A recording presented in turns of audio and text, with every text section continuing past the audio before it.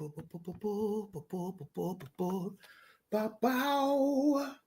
bow, bow. Yo, yo, yo, yo. What's up? What's really good? It's your boy Brandon Brave on Towns, the host of that show called Sports Plus Life.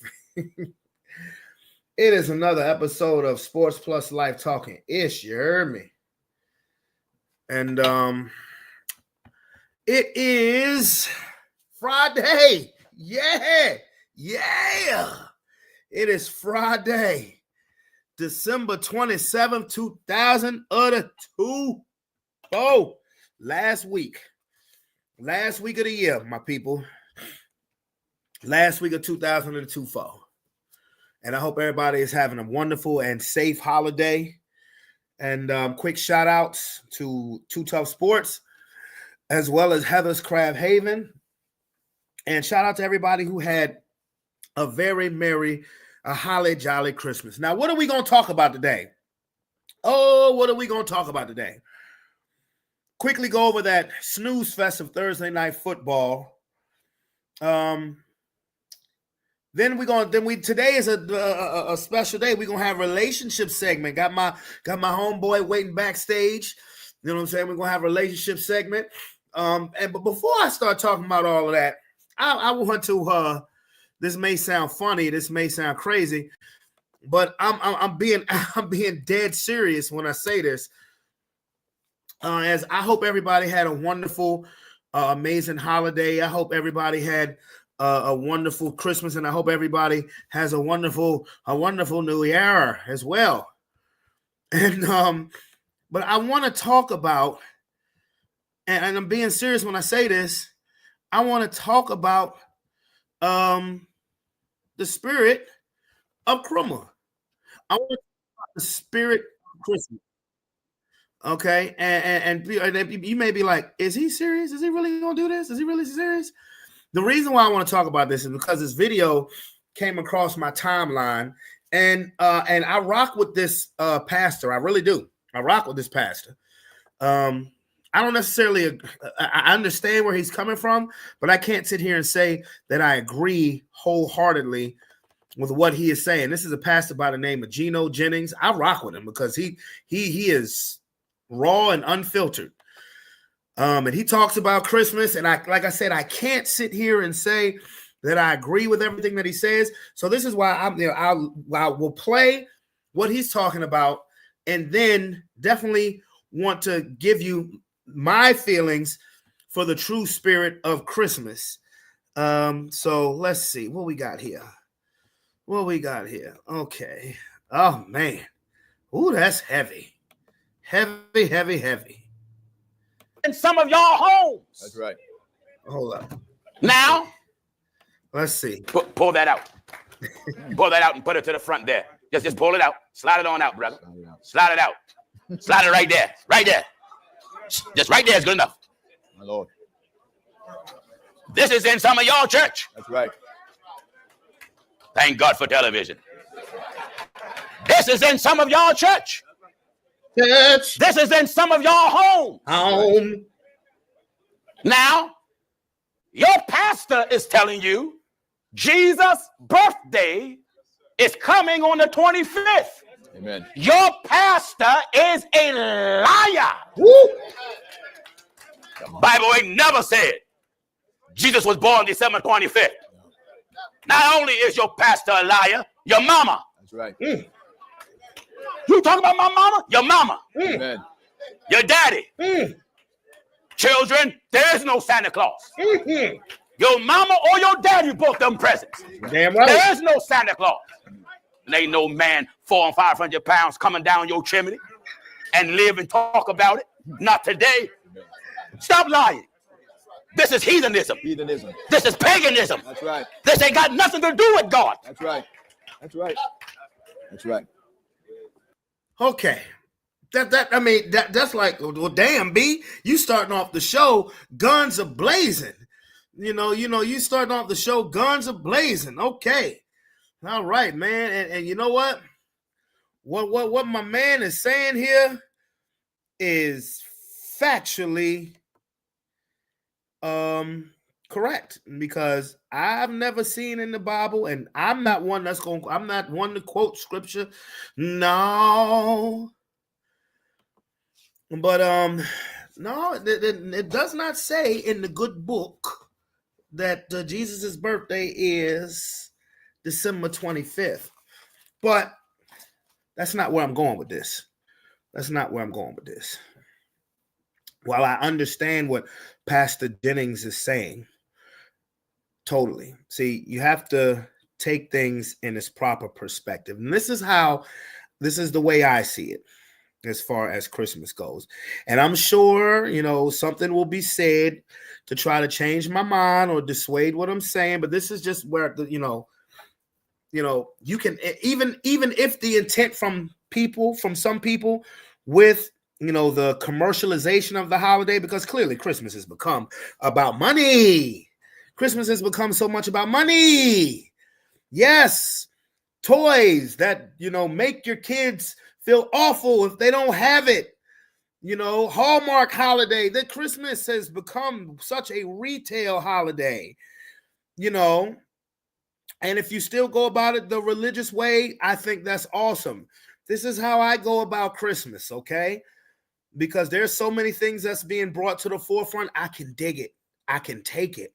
But like I said, when I look around and, let's say the Christmas season officially starts Black Friday, right? I'm just going by what mainstream media says, right? Officially, right?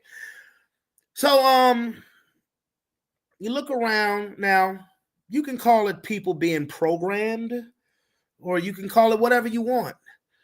But I can always try to find the good out of something that could be potentially bad, okay?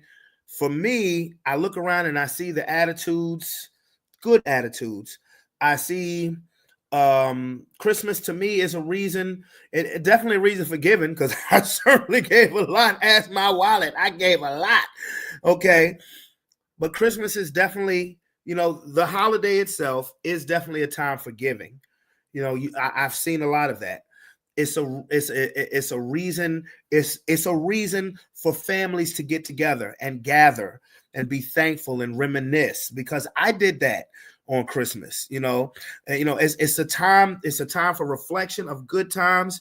It's a time to be with your family, joy, and even if the people who are in charge of multimedia and just worried about the currency, even if that's what it is turned into, if you're still celebrating the Heavenly Father, whether it's his birthday or not, if you're still celebrating the Heavenly Father, if you're still finding a reason for families to gather, to eat together, to pray together, to love together, well, then who would be more happy about that than you? If you ask me, then the Heavenly Father and his Son would be happy with that. I get the commercial part about it. It has become disgusting. Absolutely. I don't disagree with that. Now, the whole part about your mama and your daddy lied to you, I found that to be funny. Because, he's technically not incorrect, but it's just the way to go about it. It's the way that he said it. The spirit, I believe the spirit of Christmas is something that shouldn't be lost, no matter how you look at it. When I was talking with the kids' babysitter granny, and that's family, when she gave me presents for the kids, she said, make sure you put it under your tree. That gives the spirit of Christmas. And I was like, God bless you, and this is an 85-year-old woman.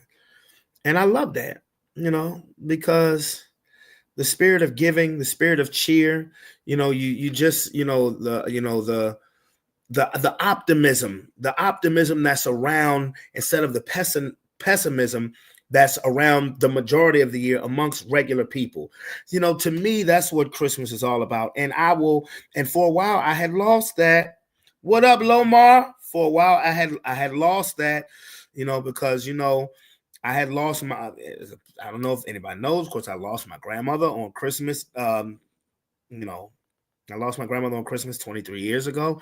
And so it put a sour taste in my mouth about Christmas for a while. But, the best thing for me in Christmas was, having kids, to see their joy and see their happiness. And they know about where their presents come from. They know. And it doesn't take away from their joy. It doesn't take away from their excitement. It doesn't take away from their happiness. And if the spirit of a season, even if, the narrative of a season can do that for people, particularly children, then, I ain't gonna have no beef with it. Plus, oh no, it's all good, bro. I mean, it's okay. It happened in 2001. What are you gonna do? You know what I'm saying? It's okay. It's all good. But if that is good enough to keep spirits high, and I ain't got no right with it. And plus, I'm good at putting together Christmas trees. I do a banging job of that. You heard me? So. That's what I know. Christmas people try to get the Christmas part as that's not this and that's not that. I'm looking at you. Sometimes you just have to read the room. That's it. Sometimes you just have to read the room. Don't be a fucking Grinch. Sometimes you just have to read the room and let people be happy with what makes them happy. And when they find out, or even if they know what's up, like I know what's up, and I still choose to be, and I will still choose to be holly and jolly, and I love singing. I love the music that's come from Christmas. I can still be holly jolly and all of that good stuff. You know why? Because my wallet has a budget, and I don't give a damn who knows it. It just is what it is. What up, Leash? What's happening with you? I'm not talking about you, nigga. You making yourself out to be a damn Grinch. I'm talking about people in general, because there are a lot of people in general who like to, who try to, be a buzzkill. And I'm like, cut it out. Because it's enough time for people to be buzzkills all fucking year long. Yo, D, where you at, homie? Come on, we ready now. We ready. Oh yeah, I did say I was gonna briefly talk about sports. That's all right. That's cool. Hey, let's hear it. Let's quickly talk about sports. Last night's game, Seahawks versus the Bears. The game was 6-3. Who the fuck cares? Yeah. That was a horrible game. I will say this. LeBron James said something that I agreed with, but I don't know if it's gonna mean anything. He said after the Lakers beat the Warriors that he loves the NFL, but Christmas is our day, talking about basketball. I don't disagree with that at all. Right. But the problem is the ratings. The ratings, they were dead even. And every basketball game on Christmas was absolutely wonderful, actually. All the games were great.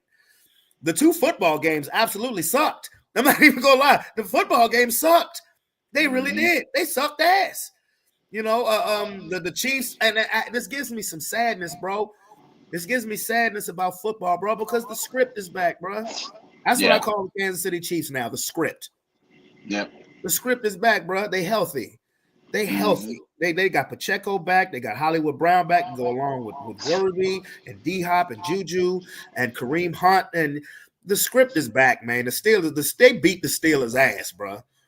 They beat the Steelers. They ain't beat nobody ass all season. They beat the Steelers' ass. Yeah. And then Lamar Jackson, bro. Lamar Jackson looked like the best player in the world. Yes, he smoked the Texans. Yeah, 31-2. Like the Texans should be ashamed of themselves for just having. I'd rather have a 0 than a 2. Yeah, 100%. Yeah, that was a rough one. Yeah, man. Like, hey, Alicia, Rob want to know if you're gonna speak to him. But yeah, that's embarrassing. So I mean, as far as that goes, the Chiefs have clinched number 1 seed throughout the AFC, which means they ain't gonna play nobody next week against us. Which means even if we lose tomorrow against Cincinnati, which I think we will, we'll beat the Chiefs next week and be in the playoffs regardless. So it is what it is. Yeah. And the Ravens are in first place now. And if I'm the Pittsburgh Steelers, I'm actually happy about being in the 5th spot because that means you'll play the Texans in the first round. Yep. And the Texans right now in the playoffs, I hate to say this, but the Texans is an easy dub. It is. The Texans is an easy dub. Yep. He said you will not beat the Chiefs. Well, we ain't the Steelers, Rob. We'll beat them. How do you feel about the teams that are in the hunt? Are you talking about your team? Mind No, you, guys, I Devon is a ain't Colts fan. The Broncos beat the Colts. Whip I that didn't say head. nothing about us, man. I just was asking, Y'all are in the hunt, bruh. Y'all are a team that's in the hunt. There are that. three teams that's in the hunt, all at 7 and 8. Yeah. Miami, Indianapolis, Cincinnati. To Yep. me, All the right. team that has the best chance to get in the playoffs is Cincinnati. But Cincinnati, all y'all playoff hopes depend on us losing our next 2 games. Yeah. And Cincinnati has the longest shot of the odds. But if you're talking about the team, if one of those teams in the hunt, which would be the best team in the play, it would be Cincinnati, hands down. Because I believe if Cincinnati were to get in the playoffs, they could fuck around and go to the Super Bowl. They're not scared of Kansas City. They've beaten Kansas City. Yep. They did. They could fuck around and go to the Super Bowl. But that all depends on Denver losing out. Yeah. And that ain't happening, goddammit. That ain't happening, okay? We ain't been in the playoffs in 9 years, nigga. We need this. Okay. Yeah, I looked at the teams I was in. I was like, yeah, us beating the Giants is gonna happen. But Oh yeah, y'all gonna beat the Giants. I mean, you know. I mean, yeah, but I don't even know how y'all still in the mix because we got the tiebreaker on y'all because we beat y'all. Mm-hmm. Yeah. But I mean, we'll see. We'll see. There's 3 games tomorrow, and then the rest of the games are on Sunday. And then who's the fucking Monday night game? Detroit and San Francisco. Yeah, Detroit gonna mollywop them niggas. Yep. This nigga said, look at what this nigga said. Look what this nigga said.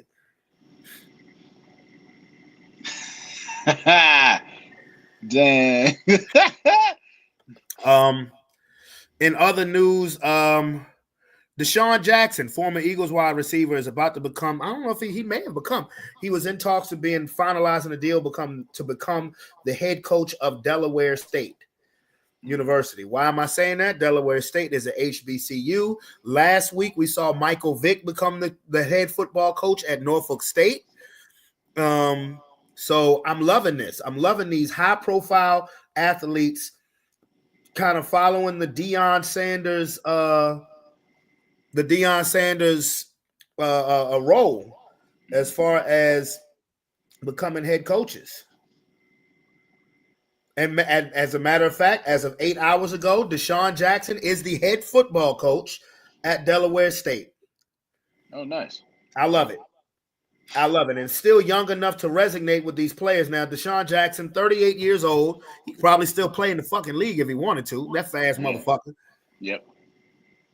You know, so I love seeing that. So last week we had Vic going to Norfolk State. This week we got Deshaun Jackson going to Delaware State. HBCUs, man. I love it. So shout out to Deshaun Jackson. So, sir, it has been a minute. First of all, how you doing, my brother? How you doing? Doing good, man. How about you? I'm doing good. I'm making it, man. You know, I had to work the couple days after Christmas. You know, I didn't have off. So, but, you know, it was simple. You know, I was working with the kids. I only had 3 kids today, bro. Dang, okay. Yeah, bro. Was chilling. Bro, I was playing my video game half the fucking time. I hooked the video game up to the TV. I was playing that half the fucking day, bro. I ain't even lying. Nothing wrong with that. Ain't nothing wrong with that, man. Yeah, man. But what about you? How was your Christmas? It was good, man. Got to spend time with the family. Got a few gifts. Had a Christmas Eve party. Won some money at the Christmas Eve party. Oh shit! Now what y'all was playing? It's a game called Left, Right, Center. If you never heard of it, No, I never heard of that. Buy it from Amazon. Ain't but $7.99. $8. Don't be giving Amazon no free publicity. It's a good game, man. I like it. It's a 3 dice game. So like, the game comes with chips, right? But most people play it with money. Most people use 3 $1 bills, or we play with $5 bills. So when you roll the dice, it'll say either left. If you roll an L, you pass one of your 5s to the left. If you roll a R, you pass one of your 5s to the right. If you roll a C, you put your money in the center, which starts to create a pot. everybody's money goes into that pot, and we had like 15 people playing. So Okay. whoever's the last person standing gets all the money in the pot. Oh shit! Okay. I was the last So you one got that sound like one of them old card party games, bro. That you'll play at your grandparents' house. Yeah, I got the pot, man. It was cool. Hey, that's what's up. I took that $140 and got up out of 100, there. nigga. What? I got up out of there. You took the money and ran. Yeah, I don't want to play anymore. I know that's right. That's like that day we went to the casino. Yeah, got my money and I was about it. Man. This was his first. We went to the MGM at National Harbor. Well, this was like 2017, right? Yeah. And this was the first time. This was his first time ever. Was it your first time ever going to a casino, or first time? I think it might have been my first time, maybe my second. We was at the slot machine, and he come up to me and said, "B, how do I do this?" I said, "Yeah, yep. I remember that." Yeah, I said, "Well, you put your card. I said you put your money right here." I said, "What do you want to put in $5?" Yeah, you put your $5 right here. I said, "Now push the lever." He pulled the lever. He won like $55. Yeah, I think it was like 80. No, you're right. It was like 75, 80. Yeah, like 75, 80. He said, "Well, now what do I do?" I said, "Nigga, cash out. Take the money and run." That's like, what the fuck? Yeah, I didn't play anymore that day. Yeah, and I told him, I said, a lot of people when they win money the very first time they play, they think they hot. They think it's easy. No, that's how the game gets you, bro. Yeah. I remember the first time I went with my dad. The same thing happened to me. I put in $5 and I won like 50. I ain't win like 80. I won 50. But as soon as I did that shit, I cashed out. My dad looked at me like I was crazy. I said, "What?" He said, "Not a lot of people would do what you just did." He said, I'm impressed. I said, "Shit, I ain't come here to leave with less than what I came with." What? As soon as I was up, I was like, "Nope, that's it." Yeah, and literally, he ain't do shit. I mean, that's what I think. He had only bought a few bucks with you anyway. Yeah. I think he may have did a little bit more with the money he came with, but that ticket that said you won $80, cashing out $80. He said, "Nope, they ain't getting this back." I was done with that, man. Oh man. I'm this is my compadre when we talk about the relationship. This is the relationship topic. Okay, well, this is the relationship topic of the show. How they been treating you, bro? Oh man, it's been good, man. Just been chilling. You know me. Usually have some wild stories or something just pops up, some type of interesting topic. Or, I think the last time we talked about I was considered a high red flag. What was that again? Remember what we talked about? I think the lady that was 10 years older than me. Oh yeah. That's the last thing I got. I don't have anything. No, but we talked about that on we never talked about that on here. No. Explain. Okay. Yeah, so I was talking to this lady for a while. This is the first time I ever talked to somebody that's 10 years older than me. Me being 34. She's 44. Right. She's got 2 kids. I think her son's like 15, daughter's maybe like 11 or 12. So nigga, time go by fast. I didn't know your ass for damn near 10 years. Okay, no, I'm sorry. Go ahead. Time flying, yeah. Yeah. Like we were, so one day she ended up wanting to have a conversation with me. She was like, "Hey, by talking to you, I'm actually breaking my own rule." And I said, "Okay, well, what's that?" And of course she was like, "Well, yeah, I like to date younger men, but I normally don't date men who don't have any kids of their own." And I'm like, okay, that's a weird one right there. Like, yeah, you not having any kids is a red flag to me. Basically, how I didn't take it that way, but I asked her to explain, elaborate on that. Like, what do you mean? And of course, she was like, well, when she explained, it made sense. She was like, well, I don't want to have any more kids, so I typically try to date people who already have them, so that's not an expectation later. Which, when she explained it that way, I get it. But so she doesn't date men that don't have kids because she's afraid that they're gonna want her to have more kids, and she don't want to have no more kids. Exactly. Okay, well, yeah, that makes sense. Makes a lot of sense. At first, it was like, well, what do you mean, like? But yeah, from that point of view, I can understand. But you also. The thing you see that comment, bro? Look at that shit. Yeah, I just seen it come up. hey, shit, bro. Yeah, man. Like, it was crazy, man. It was wild. It never happened to me before. That has never, in my career of dating any women or talking to women. In my career, man, it has never happened. Never happened to me before.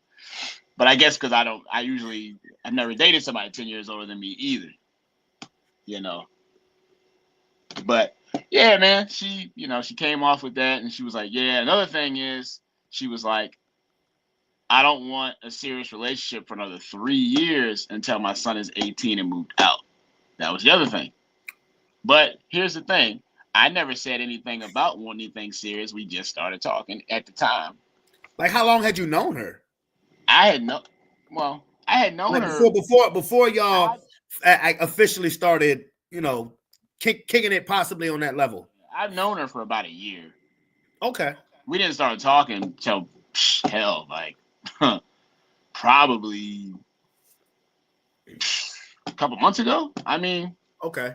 You know what I'm saying? So for her to be like, yeah, I can't be in nothing serious for 3 years anyway, and I don't date people who don't have kids. Like all this stuff just popped up out of nowhere. All these concerns, and the funny thing is, all this stuff popped up while she was drunk. She never told me sober. She told me she was drunk. Well, that's when the truth come out. I mean, So, and she kept, after she said all that, she was like, "Are you mad?" I'm like, "No, I'm not mad. I'm just surprised. I've never had somebody tell me that. Like, oh, you don't have any kids. I can't, what? Like, I ain't hurting my feelings none. I just didn't know. I didn't know what to say. I wasn't hurt. I wasn't shocked. I wasn't. What do you say to that? Yeah. I just sat there like, no. Like, do people usually lash out at you if you tell them this? She was like, yeah, you're just taking it so well. Like, you're not mad, like, because there's nothing to be mad about. Yeah, I mean, like, there's nothing to be upset. Like, what kind of men you dealing with? You know what I'm saying? Hey, that was the next question. Next question. Yeah, what is about your pussy that keeps attracting ain't shit niggas? Yeah, like, I'm just sitting there chilling. Yeah, but yeah, that was the last weird thing I've ever dealt with, in the dating scene. But we still friends. We cool. Ain't no. Y'all still go out on a date from time to time? I wouldn't say we go on any dates. I mean, was there anything else about her that gave you cause to pause?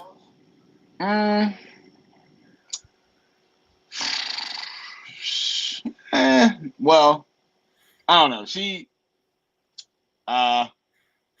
kind of she can get wishy-washy sometimes. You know what I'm saying? Like not strong at communicating. Little things like that. But all that stuff can be developed if you really want to deal with somebody. But it could be, or that could be an old habit. Yeah, that. I mean, what I've learned from dating, particularly when you see a woman and you're like, damn, she, when you think that she just think that she bad, she look good, you're like, man, how is this person single? Initially we don't see that. We just see the outer. And the little habits, that we may see at the beginning may and show exactly why a person is single. Like, and communication is a big part in a relationship. So if you're not communicating correctly, that could lead to a downfall. You did? Yeah. That's right. Yeah, man. Now, as far as what, when you told me again her expectations, bro, I'll be honest with you. I ain't even mad at her. No, I wasn't mad either. It just was like, dang, okay. Now she's when you lay down expectations to a man or a woman in a relationship, you're taking the chance of being alone for a while, because people aren't gonna always want to meet those expectations. Like, I know for me, I be saying this, that and I don't say it with pride. I just say it with saying as being, as far as being realistic. I'll be saying I may be alone for a long time, because my defense mechanism, my antennas are up too, maybe even too high. Yep. Because I have my, kind of expectations, and we've talked about this. Right. I if I'm to get into a relationship again, I got my expectations. And given what I've gone through in my career of dating, or even career of marriage, and I'm not mocking you when I say that. Trust me, I'm not. Because you've seen it. I have my own expectations, and one of my first expectations of any relationship that I'm in future is that I'm in, as far as the future goes. Hey, nigga, shut up, bro. I say he'll just pay.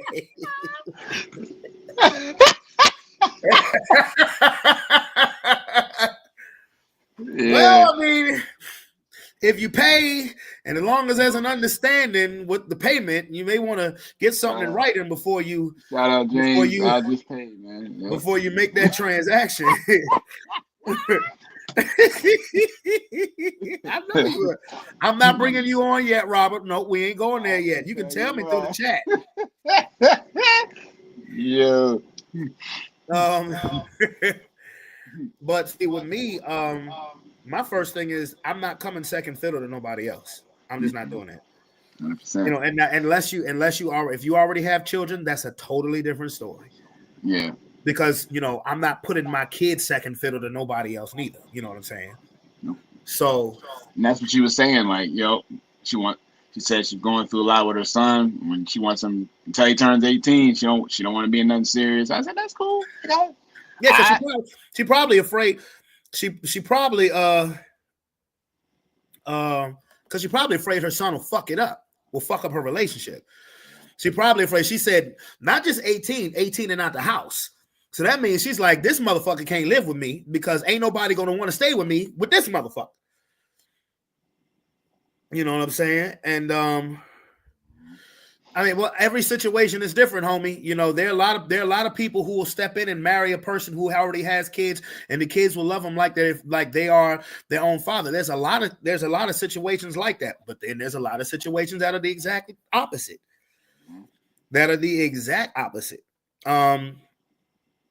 And me, like I said, I would never tell a woman who already has kids, I'll come before your kids now. Not unless they're grown. Yeah. If they're grown and they got their own life, that's a little different now, But if you got kids that still live with you and stuff like that, I wouldn't.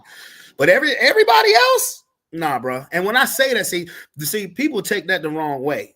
Right. People be like, oh, so you just want me to cut myself off from everybody? No. It's not even hard, really. Because if we're a unit, then you wouldn't want to put me second fiddle. That's right. Just like I wouldn't want to put you second fiddle. And the thing about me and my stipulations is I'm not saying nothing that I wouldn't ask. I'm not asking of nothing that I wouldn't do myself. So if I'm saying I don't want to be put second fiddle in a relationship, I would not put said female second fiddle in a relation to nobody in a relationship neither. That's what I'm saying. With me, it's an even playing ground. Yeah. It's not no double standard, and a lot of motherfuckers have double standards, and particularly dudes. I ain't gonna bullshit. Dudes, I guess it depends on the situation, because you'll have one set of circumstances where a dude will think that it's all right for them to do it, but it's not all right for a woman, and vice versa. They just can all be fucked up. Mm-hmm. Now you said something. Most women's families are users. Diabetic.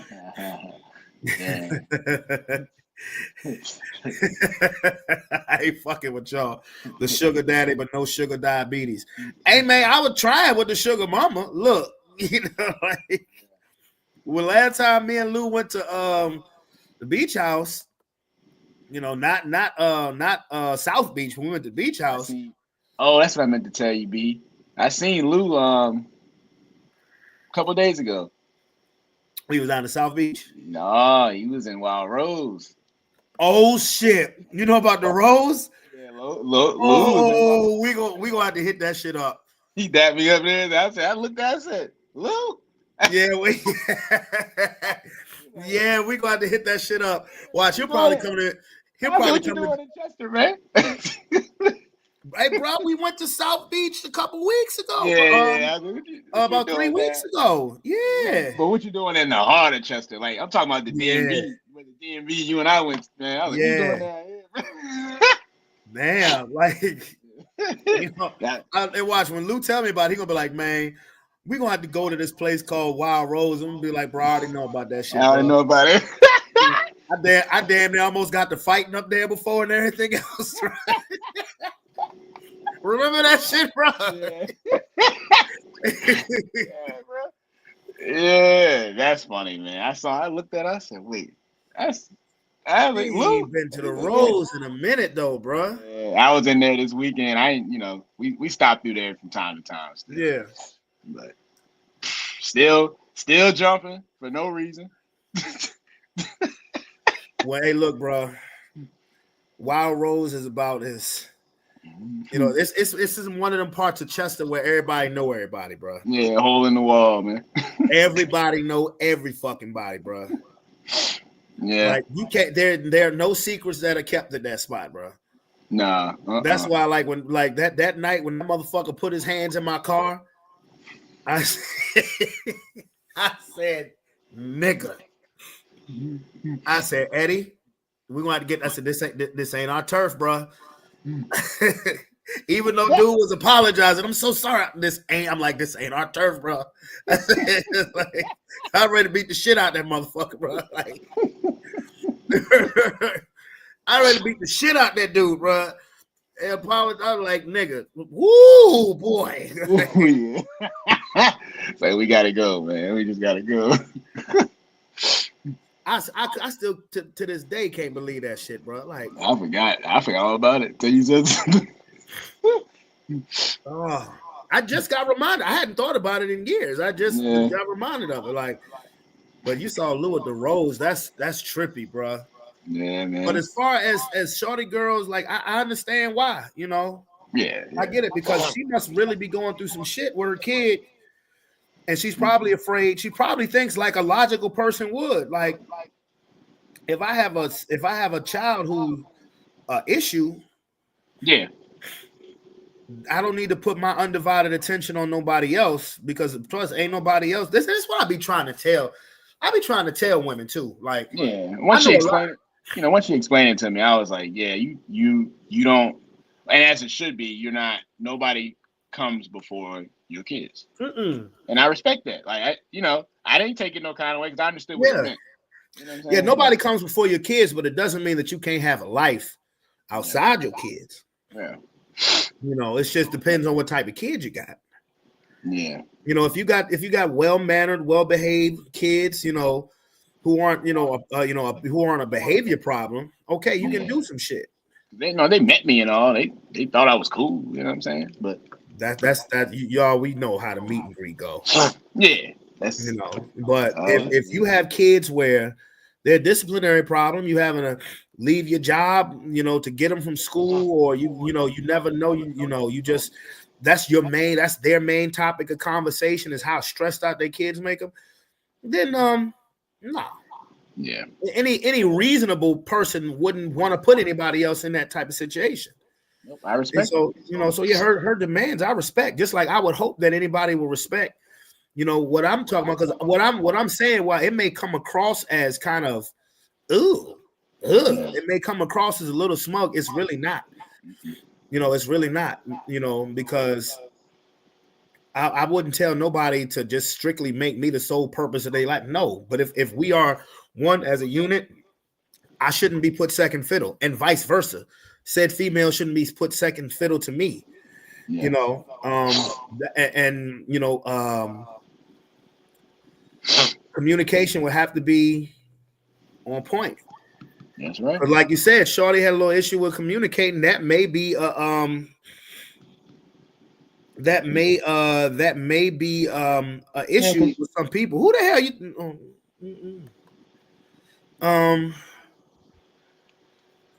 You know, that has to be on point too, because if you don't communicate, you in trouble. Yeah, because she was sitting on that for a couple months. She was sitting on feeling like that for a while. She had never brought that to my attention until like a couple weeks ago. Yeah, a couple weeks ago. No. Yeah. Now I was like, oh. I mean, yeah. And I got, you know, what I be doing now is when I'm really just conversing with a female, I just look at your schedule. I gotta see, you know, I look at your schedule. I look at your routine.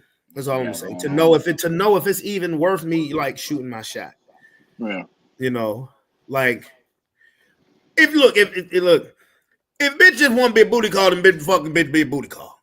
Yeah. Yeah. You know what I'm saying? If we got that understanding, you know what I'm saying? If you just want to be on the roster, or if you want me to be on the roster, whatever, you know what I'm saying? You know, then just it is what it is. Yeah. You know, but I look at your routine, you know. And if you're a very busy person, if you're a very active person, then that's what's up.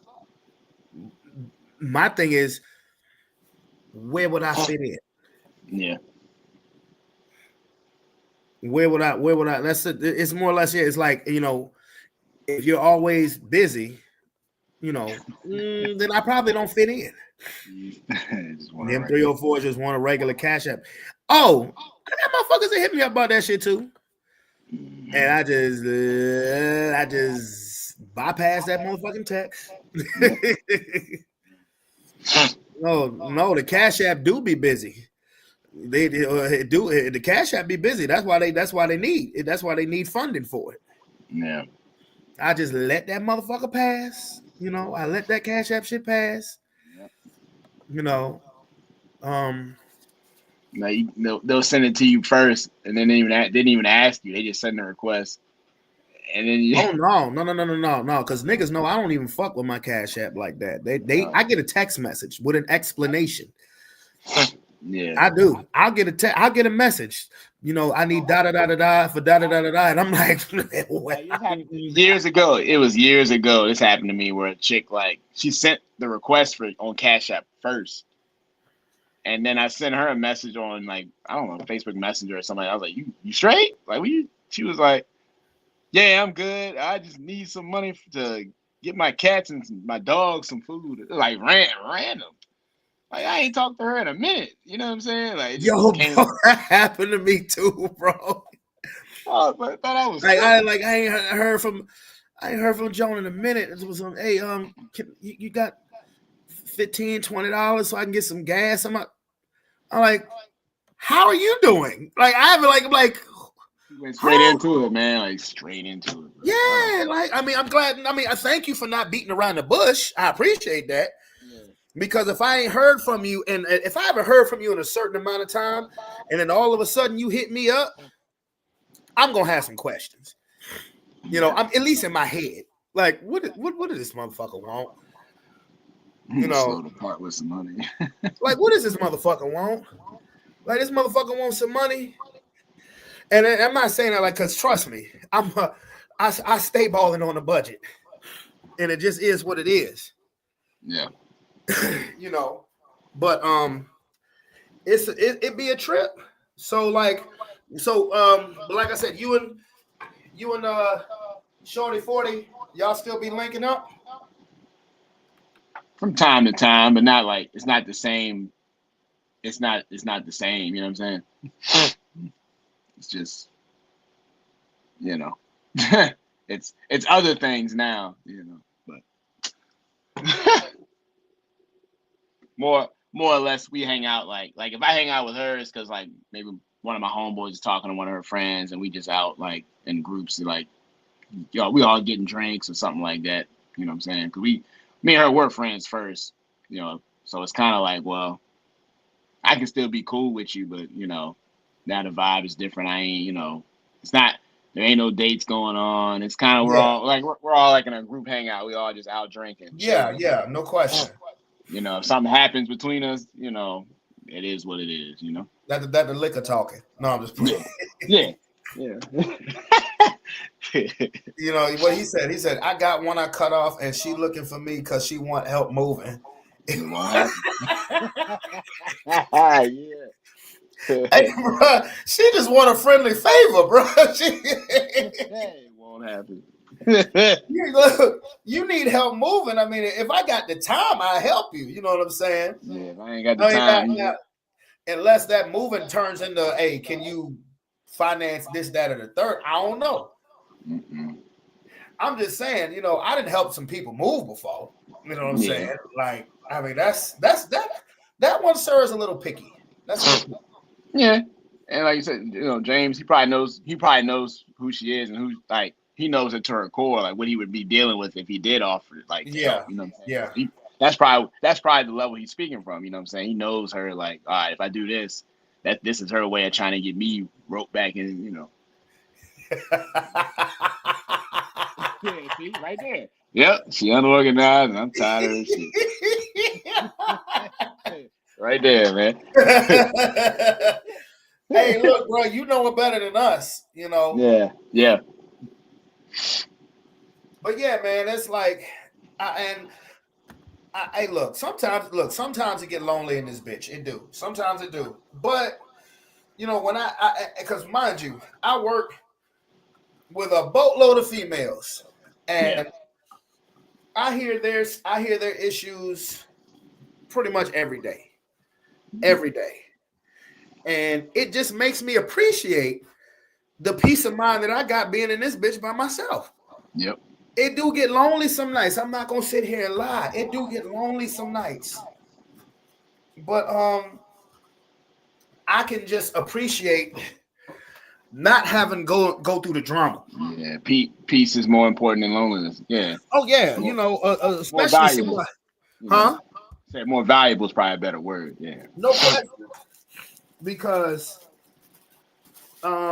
what I'm not gonna do is, you know, put up with unnecessary bullshit. Bullshit is gonna happen regardless. It's life. Yeah. But what I'm not gonna do is put up with no unnecessary bullshit. Yep. And like I said, that's where I may find myself. That's why I may find myself lonely at times. Yep. Yeah, at least it's nothing like peace. You know, you like stretching out in your airbed alone. Hey, whatever make you happy, brother. All right, peace or peace. You know what? Okay, all right. Hey, both of them is good, but the second piece could come at a cost. Yeah. You know, so I'm just saying, like, you know, and me, bro. That's another thing, bro.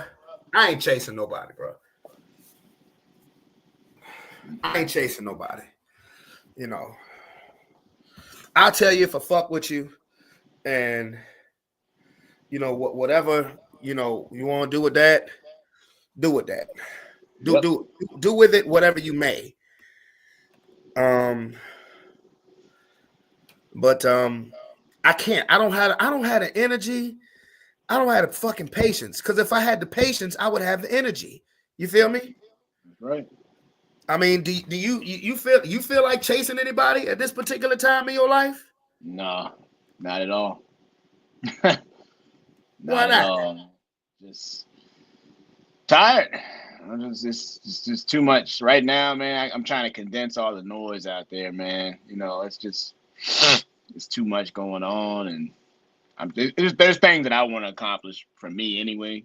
So You know, sometimes I look at this season that I'm in right now, you know, being single, as like it's a chance for me to, you know, really get my shit together. You know what I'm saying? Like, you know what I'm saying? You know, I've been talking about launching the app for a while. You know what I'm saying?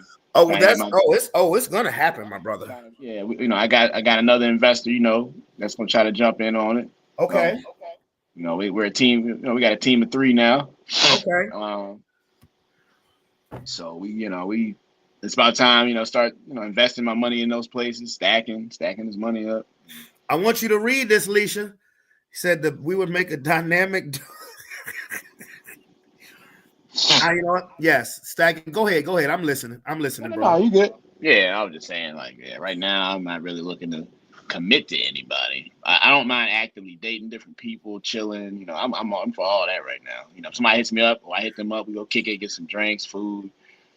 You know, hell, anything. You know, I'm with that. You know, I don't mind spending. I don't like, you know, whatever happens. If I find my match, then I find my match. You know, and I'll know it when I see it. You know, but gotta be careful, bro. Yeah, gotta be careful. You gotta really vet them. You gotta vet them so crazy now. The vetting process is. I tell all of my brothers, man. Y'all see me learn the hard way. Don't do it. I mean, be careful. Not don't do it. Be careful. Because I want happiness for everybody. I want happiness for my damn self. You know what I'm saying? Yeah. But you said some real shit when you was like, you know, there's some things that you want to accomplish for yourself, and that's fucking right, bro. Yep. Fucking right, because like I feel the same way. You know, the only thing that's scary to me is that, you know, I told you I got my CDL permit. Yeah.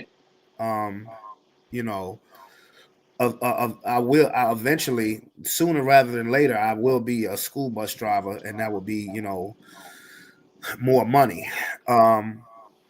And you know, because of my last situation, I'm gonna have to do a lot of repair to my credit because of the last situation I was in. Again, learn things the hard way. Yeah. But it's no question that I'm gonna get accomplished what I want to get accomplished. You know, I've come this far by faith, and I'm not stopping now. Yeah. You know, there's always hurdles. Devil's always busy. But the scary thing for me is that, you know, when I get a house solo in a relationship, I don't know what I'm gonna do, because I don't want nobody coming in my crib telling me shit, especially if I worked hard to get the shit myself. Yeah. I ain't need no motherfucking help. Yeah. You know, I don't want nobody coming and say, hey, you should do things this, that way. Whoa. Hold up. Yeah. You know, that, and I'm just saying that for me, especially if wherever I live at is an upgrade for you. You feel me? Yeah. You know, if that's an upgrade for you, don't come try telling me how to run my shit. Yeah. You know what I'm saying? And it was crazy because the last relationship I was in, as soon as she got in this motherfucker, I'm talking about day one, pictures, bang, pictures, back to back, pictures, charts and all this shit. I'm like, oh, I was like, okay, you know, that's my only fear. Yeah. But I would rather experience that fear. Like if that's in the cards for me, being alone but getting a house, more space for me and my kids, then I will face that fear head on. Yeah. And you know, doesn't mean that I'm gonna end up with somebody where my crib would be an upgrade. That it doesn't have to be like that. It could be the exact opposite. Yeah. But I'm so appreciative of what's mine. Like, I want to move from this apartment, but I'm so thankful for this apartment. Because again, I hear the stories. I don't want to treat nobody like I don't need them. Now, see, I don't want to do that, because that's when you treat somebody like you don't need them, that's when motherfuckers step out straight up. I ain't gonna treat them like I don't need them, because that's when motherfuckers gonna step out. Especially a female, emotional creature that a female is. Oh, well, he don't need me. Then fuck it, I mess with somebody who does. You playing with fire when you do that shit. I don't. And that's kind of arrogant right there too. I mean, honest with you, I don't want to do that. This generation cheats. Period. The last generation cheated too. The last generation before that cheated too. Motherfuckers is just out with it when they cheating. Cheating ain't nothing new. But I'm just saying, if you would like to lessen the chance of your significant other cheating, I will not treat whoever I'm with like I don't need them. I will treat them like I am very dependent. I will treat them like I can always take care of myself, but I'm not going to treat them like I don't need them. Basically treat them because you want them. Yeah.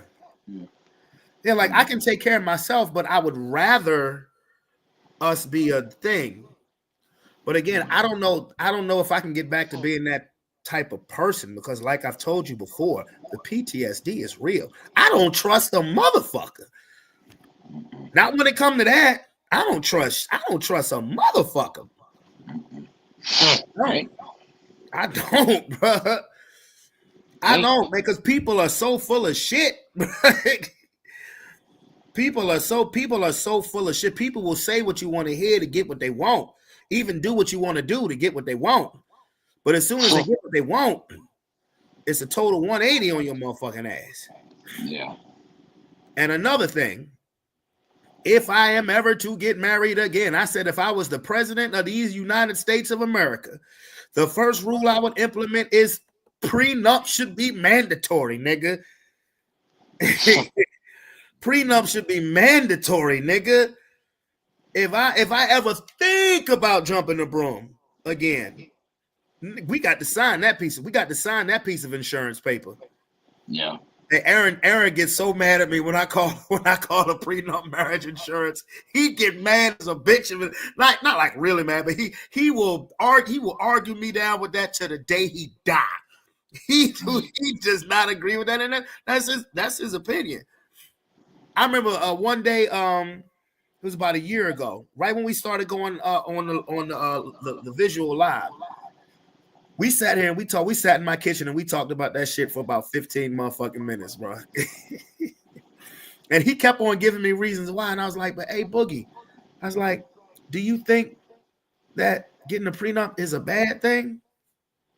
He said, "No." I said, "What you arguing with me about that?"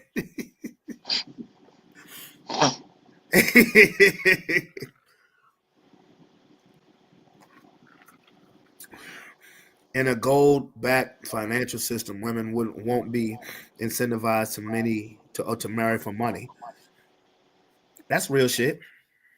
That's real shit. I agree with that. I agree with that. But unfortunately, and see, this is one reason why I stopped. Like when I used to buy new shit, I always used to take a picture, put it on Facebook. Hey, look at the new shit, guy. That's also when them fucking Cash App joints would be coming. That's why I stopped fucking doing that shit, bro.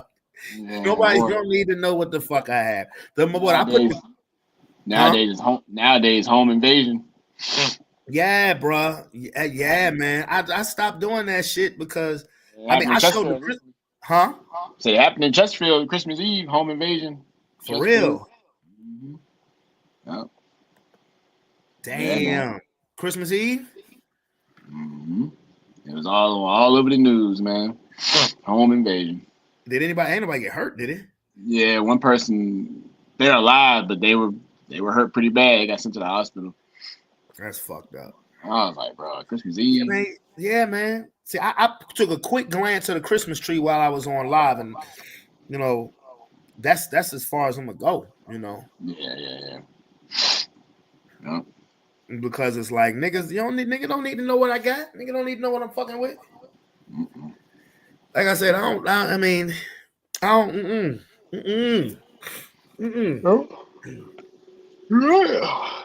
You got to be careful. That Halloween party that night changed a lot of shit in my head, bro. Perspective, man. It's crazy. Yeah, man. That Halloween party changed a lot. You know what I'm talking about, right? Yeah. Yeah. Mm-hmm. Yeah, but so yeah, it's like I said, I more or less look at a woman's schedule, and and I'll still reach out and speak, see how you doing, from time to time. But like I said, I ain't, I can't chase, bruh, because I know what's in my heart, but I can't. I know what's in my heart, what's really in my heart, but there's that goddamn.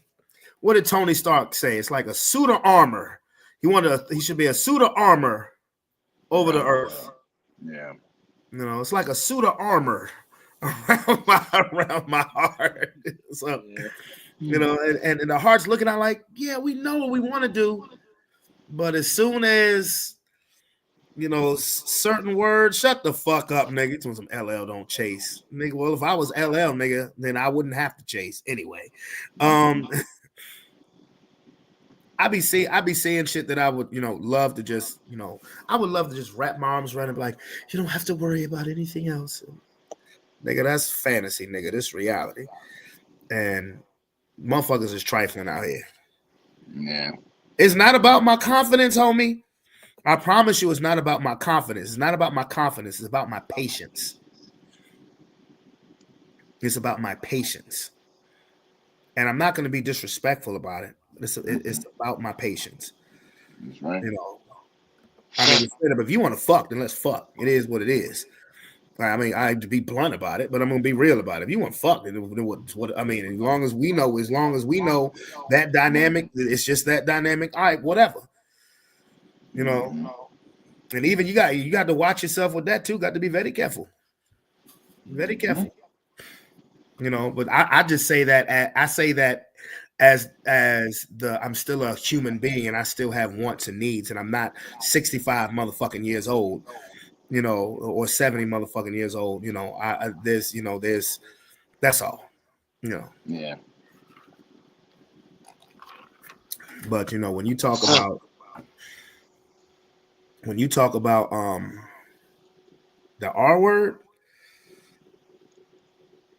what'd you say? Hold on, what this nigga talking about? You can't ever just fuck on any woman. That's true too. Eventually, them feelings creep in, bro. Eventually, them feelings creep in on either side.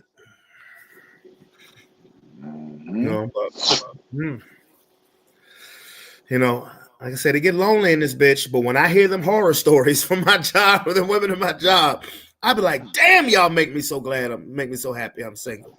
Woo! I'll be happy as a bitch. Like, I put up with that shit. It'd be wild, man. Huh? Said it'd be wild. Yeah, I mean that shit. I'd be like, oh man. That should be crazy.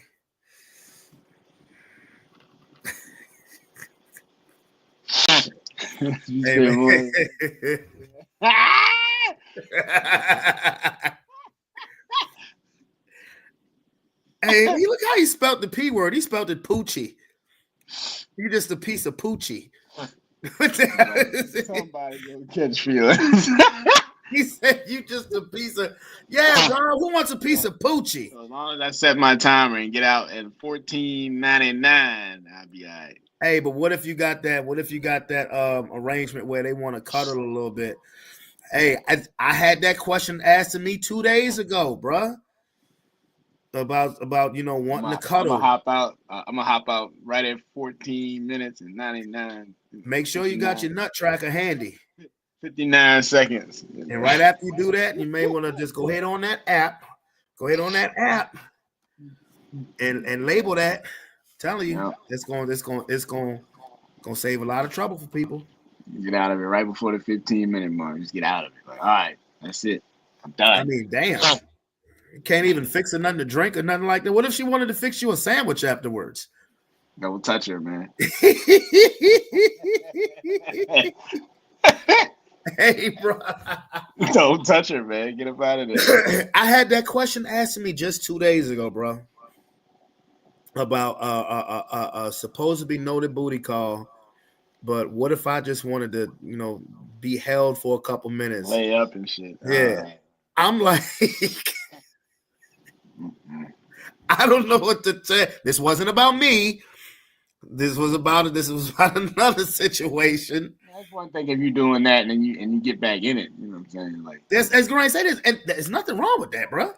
Yeah, it's so easy. Yeah, to get round two. That's exactly what I said. Exactly, bro. And what is what I told her was like, I mean, everybody's different. I mean, everybody handles shit different. I can't speak for that person because I don't know them. And you're like, well, we've been doing this. It's been that way for quite some time. Well, that you just answered your question, kind of. Yeah. You just answered that, nigga. You crazy. No food, no shit. No itis, no go home. You can eat fast food. You just got fast poochie.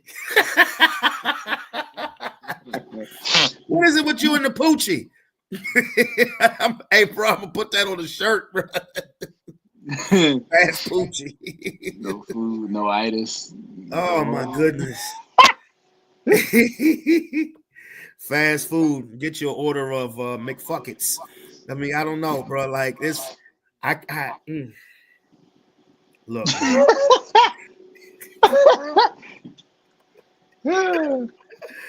Excuse me.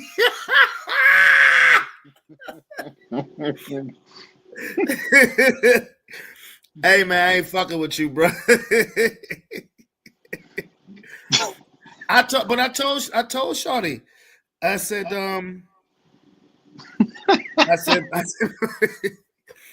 I said, look, my personal preference. I said, look, I said, look, if it was me, I'll mess around and I don't mind holding and doing all that stuff. I don't mind because I know what this is just supposed to be about. I don't mind. Plus, that could lead to round two. I don't have a problem with that. Yep. And then after that, get out of here. Yeah, but everybody different.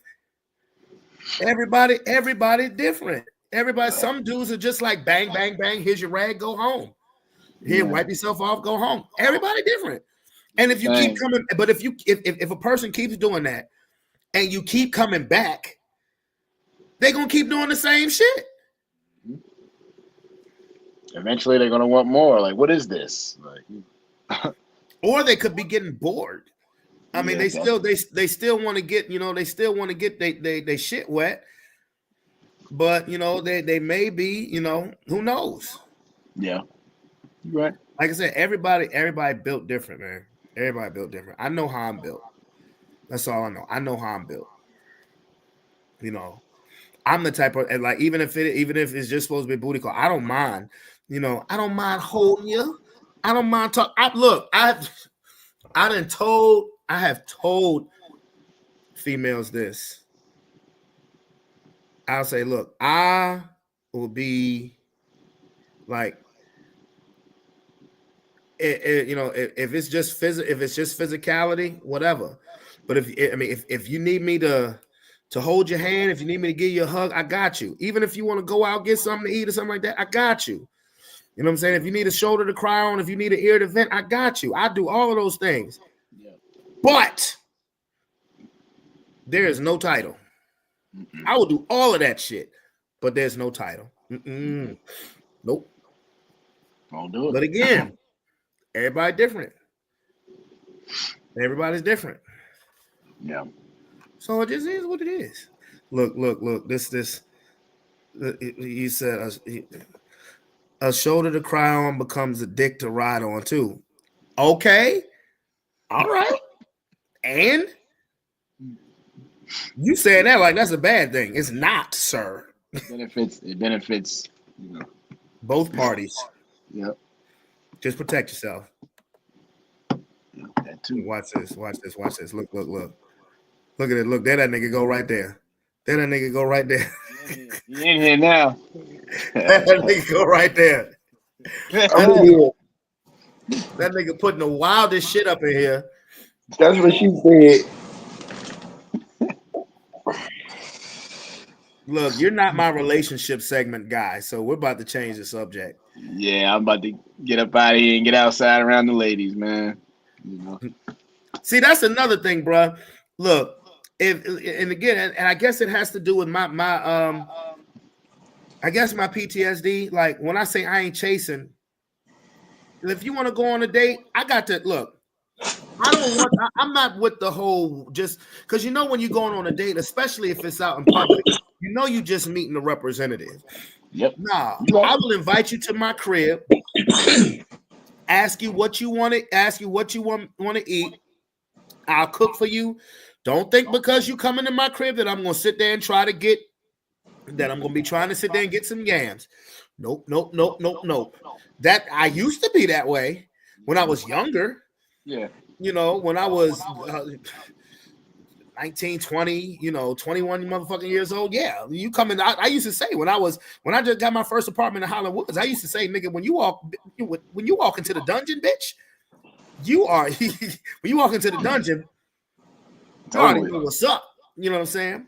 Totally. But as you grow and you get older, you learn shit. I mean, you become you want to take your time more because I'm not 20 years old anymore. Right. I was 20 years old when I got my first apartment. And when a chick would hit me up and say they was coming over, I already knew what time it was. Yeah. You know what I'm saying? I already knew what time it was. So now, you come over here, I want you, I'll cook for you. I want to see you. And I tell you, what should I wear? Whatever the fuck you want. Because I'm at home. I'm going to be in a pair of sweatpants, a basketball shorts with my slides on and a t-shirt. Yep. I'm cooking. Cooking. What I will do is it depends on what I'm cooking. Like if it's chicken or if it's fish or something like that, when I'm done cooking, I'll go and take a shower just to change my clothes, just to get the food off of me. Yeah. You know what I'm saying? But I'm still going to throw on some basketball shorts, motherfucking t-shirt, slides, because you're not getting my representative. You getting me. Yeah. You getting me. I ain't got time for all that. That Steve Harvey think like a man bullshit. Yeah. I'm not trying to do all of that shit. Wait, for one, you all not wasting money. Yep. If I got to spend money to impress you, look, I already spent money because I done bought the motherfucking food, unless I already had the shit in my freezer. Mm-hmm. And y'all niggas know me. Y'all know I stay with some drink. If you want. Yeah. If you want. You know what I'm saying? But if I got to go out place to place to place out to place to impress you, you ain't worth my time, motherfucker. You're not worth my time. Because it ain't always going. I don't want you to come off. I'm starting you off with an expectation that it's always going to be like that. It's not. I'm just looking at it as let's go from the ground up. You feel me? Let's work from the ground up. Yep. I come to your crib, you come to my crib. I'll cook for you at your crib. I don't give a fuck.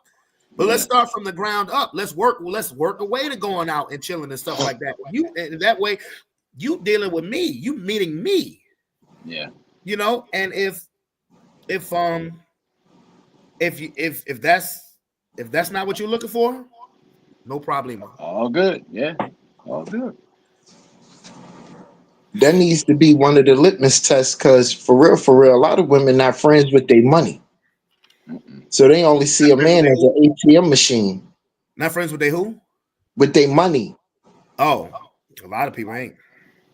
So, they just looking for somebody to finance their bad spending habits. But there's a whole nother side to that story.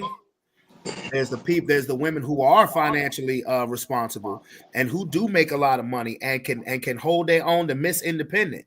The issue I have with them is you can't tell them motherfuckers nothing. They no, because they're too successful. They can't date a man that's as successful as they are, because they too far in stature to be a humble woman.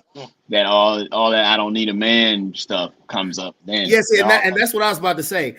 Maybe they could date somebody as successful or more successful, but they damn sure can't date nobody that's not as successful. Because then they think, then automatically they try to, I've seen women do this shit. Will try to imagine, if they are the breadwinner of a relationship, they will try to fucking emasculate a dude. They will. Because I don't need you. I got to see that's the plan. I'm like, okay, then I don't, man, please. That shit, I don't go for that shit neither. Yeah. I tell a chick straight up. I tell a chick, because a woman who will try to overtalk you, and try to flex, who will try to flex what they're spending, I can't fuck with nobody like that. Yeah. And you find those women single all the time. It's for a fucking reason. Exactly. Exactly. Because at the end of the day, for real, you can give a bitch $1 million and a goddamn a 5-star stove, a 5-star refrigerator, and she still can't keep a man. That's true. A whole $1 million, a roof over her head. Now, if you have a successful woman who's very humble about it too, then that's a keeper. As a matter of fact, if you find a successful woman and they're humble, she's not available. She's married. She's married or about to be in a relationship. Those women are, unfortunately, taken. 100%. All the women who I know like that, who I would be like, man, god damn, if only they are wifeyed up. God bless your husband. They found somebody that put up with their bullshit already. No, I'm talking about the successful woman who is humble. Yeah. Yeah. They're married already. Found somebody to put, bro. Listen to every woman come with some bullshit. I know that, bro. Listen to this. After a woman makes like $50,000-$60,000 on her own, you can't tell her shit. You will never be able to do nothing with a woman like that, bro. It don't even if a woman got with some women as if they got their own crib, you can't tell them shit. Imagine trying to date a woman with a master's degree or a PhD. I would feel like a dummy. I feel like a caveman. You want penis? I give you penis. And then he's talking all that college. I'm like, and then, so what happens, a lot of women like that, they'll date down. To feel superior. Not to necessarily feel superior, but just so they don't have somebody trying to compete with them. Yeah. Well, that would reek of narcissistic kind of personality in that regard. Yeah. Are you talking about the successful female who's single but always wants to be the smartest person in the room? Yeah, or will go and buy like Flaves and Flaves, you showed your age on that one, nigga. God damn. True Religion outfits. I ain't heard them referred to as Flaves in a long time. No, but I got you. True Religion outfits. No, look, like I said, this is just my opinion. The successful woman, who is humble, good, religious going woman, they're taken. Most of them are taken.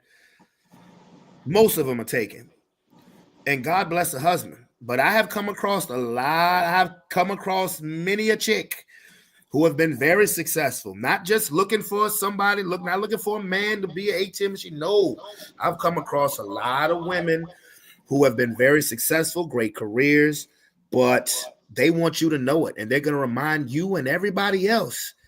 And they want you to if you don't kiss the ring, then I have seen it, and it is you. And then people wonder, like, I'm sure we've all dated women where we've said, or we've looked at a woman and be like, damn, she bad as a wonder why she's single. There's a reason why every chick is single. Should she dumb down to make him feel better? Absolutely not. But just no, absolutely not. Should never dumb down to make somebody feel better. But don't try to make him feel dumb. Because if that's a person, date your speed. Because if that's a person that if it's a person who's not as successful or educated as you, remember, this is a person that you're deciding to see, that you're deciding to deal with. And if you know what you're dealing with, I've seen people who know the type of person that they're dealing with date them anyway, and try to shame them in public. That's not cool. That's not cool at all. You know, so no, nobody should ever dumb down to satisfy anybody. Don't do yourself a disservice to satisfy another nigga. Hell no. But if you know the type of person you're dealing with, you just by dealing with a person who's not on your level, you may be doing a disservice to yourself anyway. So what if they give you good physical loving? So what if they lay it down good? Then that should just be a booty call. They ain't your take outside, nigga. That's your after dark, nigga. That's your I went to the club and won't no niggas fucking with me, nigga. So I got my after dark. Nigga. You don't even allow the motherfucker upstairs. No, I'm upstairs sloppy. You can't. We gotta stay downstairs. Y'all motherfuckers go in the sunroom. Don't get me started, bro. Don't get me started. I done been through some shit. Hey, D, I know you about to hit the streets, man. Yeah, man. Go ahead, handle your business, man. You need to come stop through, pop in more often, bro. This is fun. Yeah, man. I appreciate all we doing is talking that shit. We talking that real shit. Yeah. Oh, I know, man. We need this stuff, man. We talking that real shit. You know.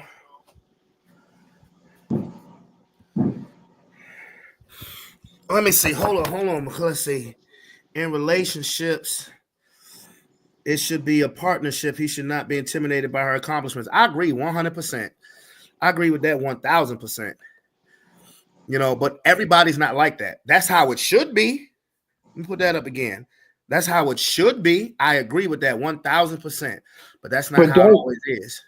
Don't be out here making $80,000 and $90,000 a year and then dating people that still work for minimum wage. Hey, hold on. Time out, bro. Because there's one thing that I have learned in this game called life is you can't help who you fall for. You cannot help who you fall for. There you go with the bullshit. That's not bullshit, bro. Hold on. Now look, all this talking you've been doing, I say one thing you don't like, and then we get all this goddamn pushback. Where we just got through talking about how you got to evaluate and screen people. So if you make $90,000 a year and you know you like having Starbucks, what the hell is you doing dating somebody that can't do the same shit that you do? So the only thing they're around for is a physical sexual need because there's nothing else they can offer you. Every situation, I don't disagree with you, but the only pushback I would give you is that every situation is different. There may be some. Let me put it this way. Let me give you an example. Okay, say a woman makes $80,000-$90,000, right? And she dating a dude that makes minimum wage. But let's say this person that makes minimum wage has a talent that $80,000-$90,000 chick may be into. Eating ass? No. Licking toes? Yo, I forgot that Devon was still on this thing. Sucking his soul out? No, that's not. I was not talking about anything sexual, sir. On that note, perfect outro. You know. That's not Make what it make sense. about. I'm saying, what if he has a talent? What if they make minimum wage, but they play sports? Or what if they're a musician and they have like me? I have music equipment at my house, and so they're looking for a sponsor. So she like being a sponsor? I don't know, but I'm just saying, like, every situation is different. Situation is different. Now look. I'm not gonna sit here and disagree with you and say if you making damn near six figures, you know, and you dating somebody who's who's just making minimum wage. That's why I said you have to know who you're dealing with. I'm saying that's why you have to know if you know that you're dealing with a guy or dealing with a woman, you're dealing with a significant other who makes significantly less than you, and you know that going into the dating situation, under no circumstances should person that makes the more money try to shame or devalue the person who makes less money, especially if you know what you're dealing with. Now, if the motherfucker come in, if somebody come in, so let's say, Rob, you making $90,000 and you link up with a chick who told you that she's making just about as much, but you find out the chick was lying. That's a whole different story. That's a whole different story. You chuck the deuces to that bitch. That's a whole different story. But if you know you make $90,000 and the chick working second shift at McDonald's, but you know this, matter of fact, you met her at McDonald's. She gave you extra chocolate on your McFlurry, nigga, and you know this. You decided to say, yo, and you decided to reach out because you were curious, you were attracted, y'all had good conversations, but you know this. Then if y'all go out, her opinion should matter just as much as your $90,000 friends. Because if that's who you choosing to mess with, you see what I'm saying there? Did he freeze up? Or no, I didn't freeze up. Okay, you said you were like really still. Yeah, because it's like we're at the age now where we can cut straight through the bullshit. Yeah, bro. That's right? why I said I don't even do the whole go out and shit. No, we have to work to that. We have to work to that. So right now, right? Mm-hmm. Praise the Lord, I got my own crib. Oh yes, yeah, absolutely, bro. I'm not fucking with no chick that ain't got her own shit. I can dig it, bro. I ain't mad at you for that, bro. I can dig even in the Bible, they say, "Don't be unequally yoked." So I don't have a car. I'm not necessarily looking for a woman that has a car. Right. I can understand where a lot of women see a car as a necessity and they would prefer a man that has one. Right. Right. So I'm not actively looking for a woman, but if I was looking for a woman, if me having to have a car would be a deal breaker, I'm not going to keep trying to talk to her. You feel me? Look, bro. I feel you, bro. I feel you 1,000% because I feel you 1,000% because, bro, I didn't have a car for 10 months. So I know exactly how it feels. But I kept a roof over my head. That's all I was worried about. I'm not venting, Auntie. I'm not venting. I'm just saying my opinion. Hey, I'm single because I want to be single too. She making that kind of money and date someone who working at McDonald's. She may see that. That's what I literally was just trying to explain to this man right here. I was literally just saying, let's say if he made $90,000 and he dated and he was dating somebody who worked at McDonald's, it was something that he liked about her. I said literally the same thing that you just saying, but on the other end, look. I feel you, Rob, because I had to go through that experience and I see how it ended for me. I went through the experience of dating somebody who didn't have their own or who got tossed out their crib while they was fucking with me. And it wasn't because of me that they got tossed out. And seeing how that ended. I get it, bro. And the whole car thing, bro, I didn't have a car the majority of 2024. I didn't have a car for 10 months. I get it. I totally get it. But I try to look at things on both sides of the coin. But anyway, it's just me and you on here now, bro. So we can leave the relationship topics for another day. Hopefully next week. I love talking about that shit. I do. How you doing, sir? I'm blessed. Yeah, with your no car having ass. No, I'm just joking. I'm fucking with you. Trust me, I'm just fucking with you, nigga. Shit. Because, oh my Lord. You know how, I tell you what, though, there are pros and cons to not having a car.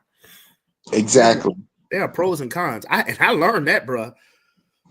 I definitely learned that. There are pros and cons to not having a whip. They're good things, they're bad things. The good thing is you stop buying dumb shit because you don't have a way to get them. And if you a nigga like me, exactly. If you a nigga like me and you don't like to take Lyft or Uber, which I don't, then you will take that shit as little as possible. Yep. You know, the cons is that you have to depend on somebody else for a ride. Right. You know, that's the cons, is that, you know, you're a grown ass person and you want to go when you want to go. And you have to either you're going to pay for it or you're going to wait for somebody else and probably still get them gas, which is the right thing to do. You know, so I get it, man. Man, I save a whole bunch of money by being disabled. Hey, man. I mean, I think this is probably the lowest amount in my life, 2024, that I went fast food. I barely did fast food at all this year. And I've had a car now for the last 4 months. And You should be saving some shit of money. the fast food shit don't even faze me, bro. It don't. It don't. My kids be like, "Can we go to McDonald's?" No, I can cook something. Yep. Nope. I can cook something. Only for what? Wake up. Can we go to Hardest Breakfast? Nope, I can cook something. Matter of fact, I'll go to the store, get groceries. That way we'll have breakfast for the next fucking week. That's how you do it. I'm being real. I'm real shit, bro. That fast food, the food is fake. And people don't understand empty calories. So like time you eat it, you're still hungry. I don't know. Depends on what you eat though, because some of that greasy shit get you full. May get your stomach bubbling, but it gets you full. Exactly. Your stomach gonna bubble and then you gotta shit it out. You gonna have to shit it out even if your stomach ain't bubbling eventually. But no, I get what you're saying. Like, no, for It's real. like taking Ozempic. Like, I mean, look, I could go to McDonald's and spend $15 on breakfast or lunch, whatever. Or And eat once or spend $15 at the grocery store and eat for goddamn a week. At least 3 days. Bruh, because eggs, a 12 thing of eggs is like $2.50. Damn near an arm and a leg. I'll get get a thing of milk, I'll get a not a gallon of milk, but I'll get the next size lower than that. Cereal, half gallon. I'll get cereal, you know what I'm saying? I'm getting the store brand cereal, so that bitch is gonna be about $1.50, $2. You know what I'm saying? I'll get maybe a thing of sausages because usually I just go to Lidl. I'll get the thing of sausages that'll be like $2.50, you know, cook them up on the stove, and voila. Or get a box of pancakes or waffles that's like $3. I ain't even spent $15 yet. Voila, there go breakfast. For today, tomorrow, and the next motherfucking day. This single shit is the shit. I eat steak and eggs, bacon, turkey bacon. I don't even eat that, bro. It's turkey bacon. No. I love turkey bacon. I'm talking about like you said, steak and eggs. No, but I love turkey bacon, bro. I grew up on turkey bacon. Steak and eggs is the shit. You can't do that shit when you got kids. I ain't had except no. I made rib, bro. For dinner, I had leftover ribs that I had made on Christmas. I made fuck out some ribs. Them shits was good, but them shits was hitting, bro. Hitting, bro. Now, and the crazy thing is that at my job, you know, the parents, you know, they came in. A couple of them bought me gift cards at McDonald's. They bought me gift cards at McDonald's. So I'm like, oh, I told you that. Then like, yeah, bet. All right. So now, if I want to go to McDonald's, I go, but I ain't spending a dime, and that's for me. I told my kids, this is mine. That's for me. As a parent, and as a man, you gotta have something for yourself. Yes, exactly. That's for me. You gotta do that. It's not a selfish thing. It's a like you said. It's a parent. You have to have some stuff for you. That's not selfish. That's not selfish at all. It comes with like just being responsible and managing things and money. Especially if you're a good parent, you know, if you take care of your kids. Like tomorrow, I was thinking about using it tomorrow for breakfast, but no, I'm getting myself a Christmas present tomorrow. And this may sound crazy, but no, I'm gonna get a breakfast pizza tomorrow. You know, I said I was gonna get one a couple weeks ago. I love that's my favorite pizza. I've only had one all year. A lot of the reason is because I didn't have a car. Where's breakfast pizza at? U-Crops, the bakery on Patterson Avenue. Oh, Yeah, yeah. boy. Have you ever had that before? I Oh, can't eat Rob. breakfast pizza. Well, it depends on what they have on it. Yes, Rob. Rob, nigga. I'm telling you. It can't be all that cheese. Oh, Can't be yes. all that cheese. I'm gonna show you a picture of it, bro. And I ain't eating no pork. Well, then you don't want no breakfast pizza. Exactly. I Oh had my breakfast goodness. pizza. I'm gonna show you a picture of it though, bro. I'm gonna show you a picture of it because it's a pizza, Lomar. It's what it says. It's a pizza, but it's got breakfast food on it. So you'll start off, you get cheese, eggs, bacon, sausage. That's it. sausage, like That's it. breakfast pizza it depends on what's on it.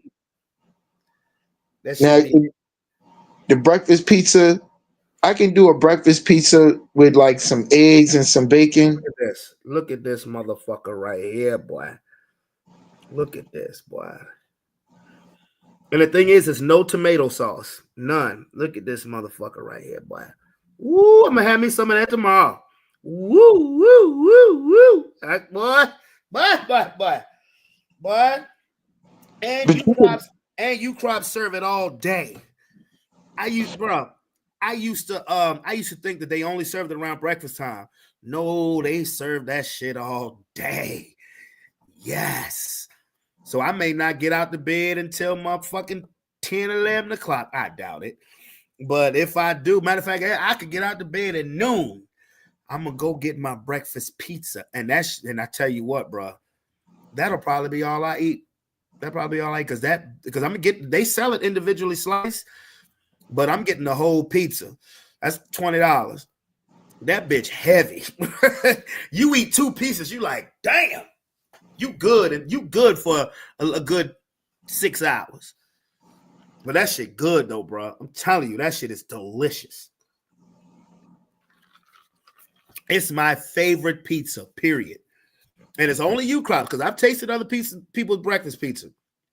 They try it. They don't do it like U-Crops.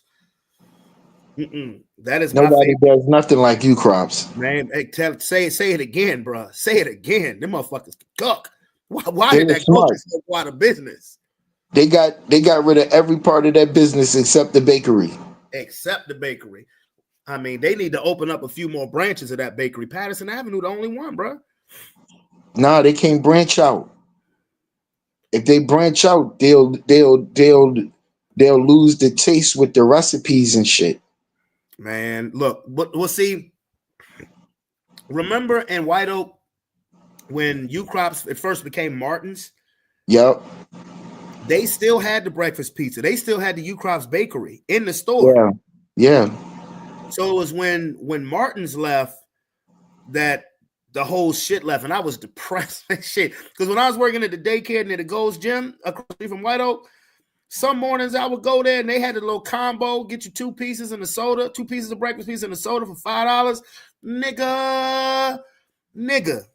Like talking about. Nigga, but and I know I was working a split shift too. I would work from 5:30 to 9, get off at 9 o'clock, go get that pizza and a soda, go the fuck back home, eat that shit, be passed out for another 2.5 hours, wake up, still full, but like, yes. The only joint they got now is a joint on Patterson, but I'm gonna hit that bitch up tomorrow. My uncle, no, bro. My uncle Tuck, he hit me up on my birthday. He sent me money on my cash app on my birthday. He said breakfast pizza's on me. He know what's up. Damn. He know what's up. I don't be playing no games with that. Oh, nah, boy. Need that breakfast pizza, boy. But Rob, boy, Jaguar right. Well, yeah, well, at least we was talking about relationships. You dipped out on us when we was talking about, and we were talking about food because I was talking about the pros and cons of not having a car for a long time. And with not having a car, I didn't eat. This has probably been the least amount of fast food that I've eaten in a year, in a calendar year. Because you got Shorty 40 at Hennessy. Nigga, I'm so fucking. Anything be possible with me around. Alicia, he only showing that because you back on the chat now. No, I'm not.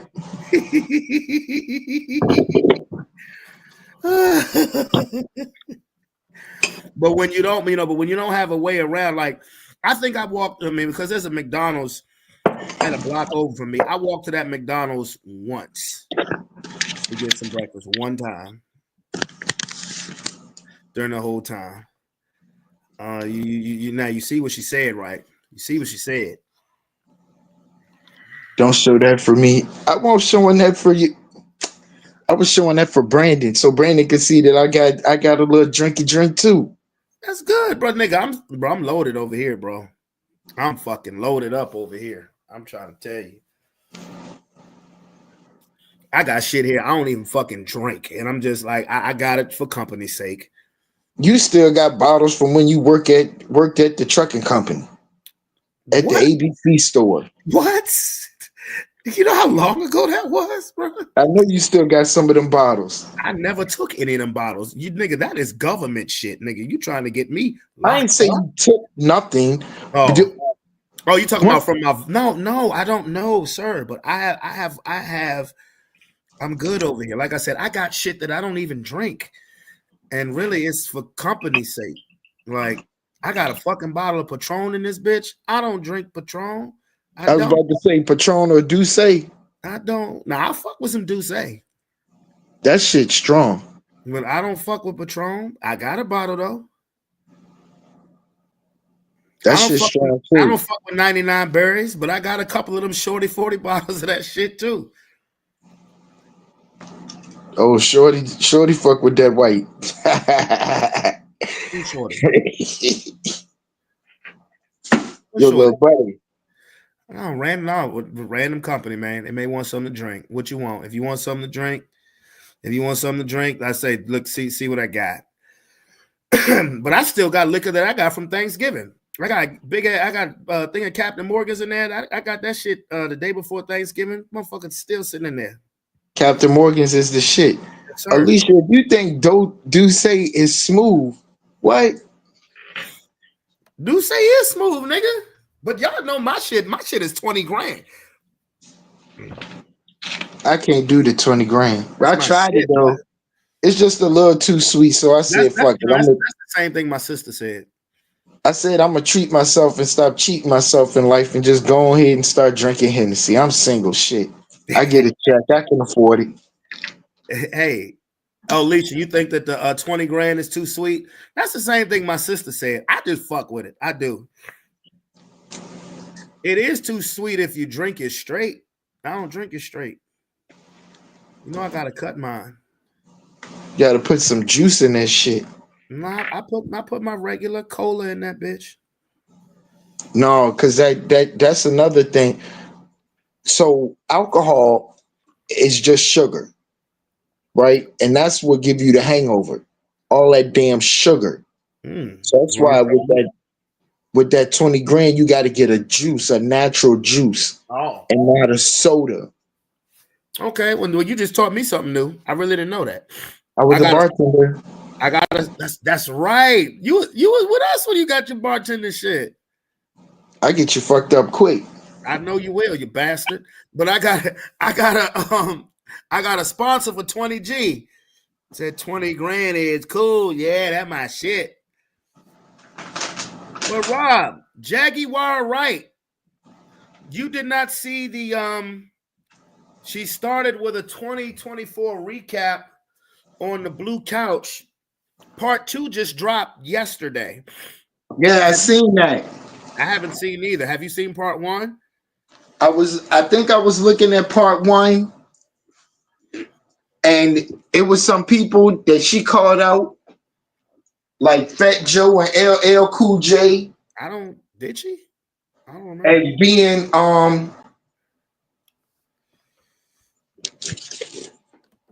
you know. Yeah, she ain't disappeared, Leash. No. Well, what we got here? We got disappeared. She ain't disappeared. She got her own channel now. She ain't getting on other people's stuff. She got her own. She sure does. Yup. Jag has her own channel now. She sure does. I heard her She mention got that two shit. channels. Yeah. She got two channels, the Jaguar right, and then some West Side, the other side, the West Side, something like that. Well, let's see what Jag getting that bag for blowing the whistle. She was getting that bag. No, there are a few things that did surprise me though. Yeah, Alex Spiro. And ain't nothing alleged. Hey, Alex Spiro, he was always in there. bitch. All right, well, so how we want to do it? Yeah, we want to touch on things not in chronological order, but just things that happened throughout the year. I mean, And, sure. You kind of kicked it off right there, man. Let's go ahead and start with the jig in the room. Shout out real life street stars, man. I fuck with them. They're good. They're good at what they do. Question: Alex Spiro. Yeah. Do you feel he was always laying in wait, like watching the whole playing field, reading his statements? He's a fixer for billionaires. He's the male version of Olivia Pope.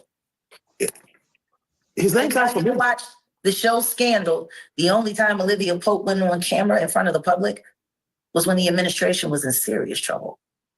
Fixers don't come out front. They stay in the back. Matter of fact, he's gotten less screen and airtime with this. Oh, it ain't the case, and we gonna bribe everybody to say it ain't. Than he did with getting Alec Baldwin off of a crime he didn't commit. You know? Hey, Rob. Rob, are you aware of what happened yesterday with the judge and what he said to Jay-Z lawyer?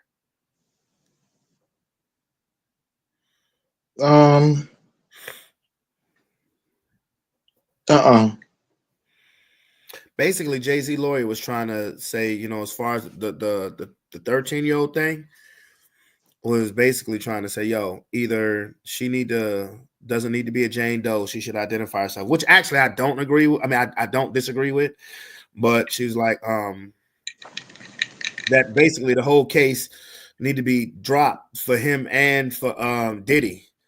And the judge was like, no. She will remain anonymous, and basically told the lawyer that he's doing too much.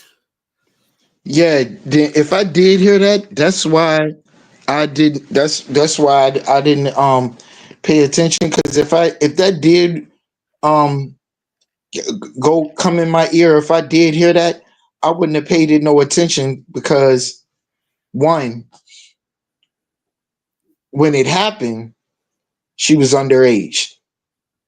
You heard that chick is autistic too? Yeah. That's crazy. But now that we finding out about it and they're an adult, if you say their name, now you're hurting them twice. You feel me? Yeah. They already suffered one injustice, and now whatever pieces of their life that they done pull back together to still keep going, now you're going to out them again and make them relive the hurt.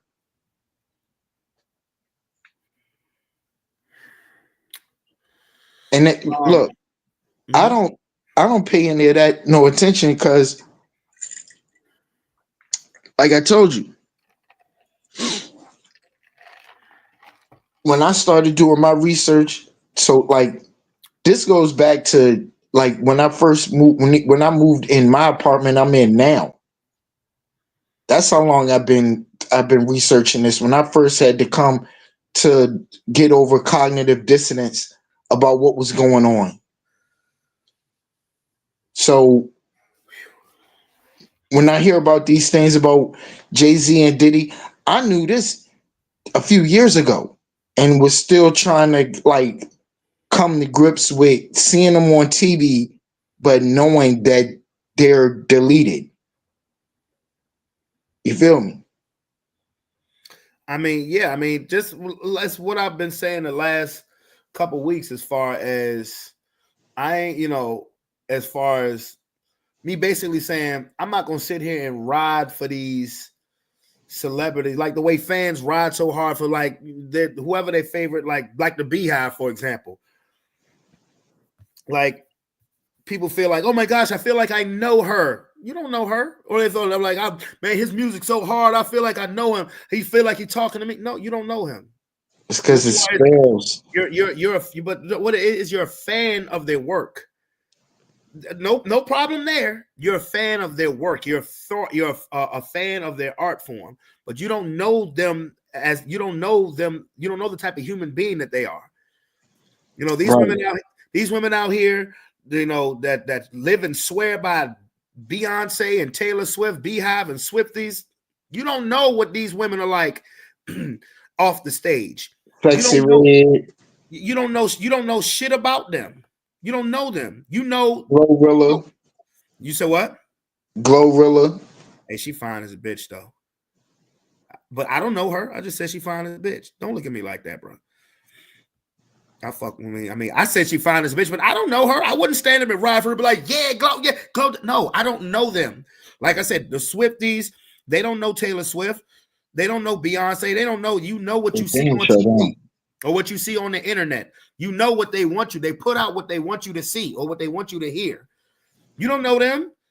I'm not going to sit here and say, you know, that they're this, that, and the third when I don't know that neither. But like, you know, I can't ride for them like that. And for damn sure, they don't give a fuck about me. They don't give two fucks about me. They don't. Can I ask you, when it comes to the Rock Nation statement that put out that they said was Sean Carter's statement? Mm-hmm. They say that wasn't his statement. That was more of his lawyer's statement. Where do you lie with that truth? Like, was that Jay saying, "Hey, let me tell them what I want," and you just use ChatGPT to make it sound good or something? I mean, it sounds about the same as his Grammy speech. Okay. Then, blah blah blah. But there were a few things that were said that I was very surprised about, especially Yellow Beezy. I was very surprised that he even would acknowledge the fact that he knows Yellow Beezy. You know? Like, what's a guy like Mr. Carter doing knowing a guy like Yellow Beezy? I mean, they don't have anything in common age-wise. Well, I mean, if you was to guess. You know how he feels about referring to friends as family, that's a no-no. So I'm just curious. How does he know Yellow Beezy? I mean, he did have a #1 hit that was kind of moving. Yeah, that came and went real fast, just like Cardi B. Guess he gonna live off of his single forever too. Interesting. I love Vanilla Ice. Man, I'll never forget when he first got that little Mozzie coupe and he would bring it up to the colonies all the time. Last time I saw Beezy, it was over there at Mario Andretti Raceway. Huh? He loved hanging up there with the white people, driving his little. He got not too far from there. Yeah.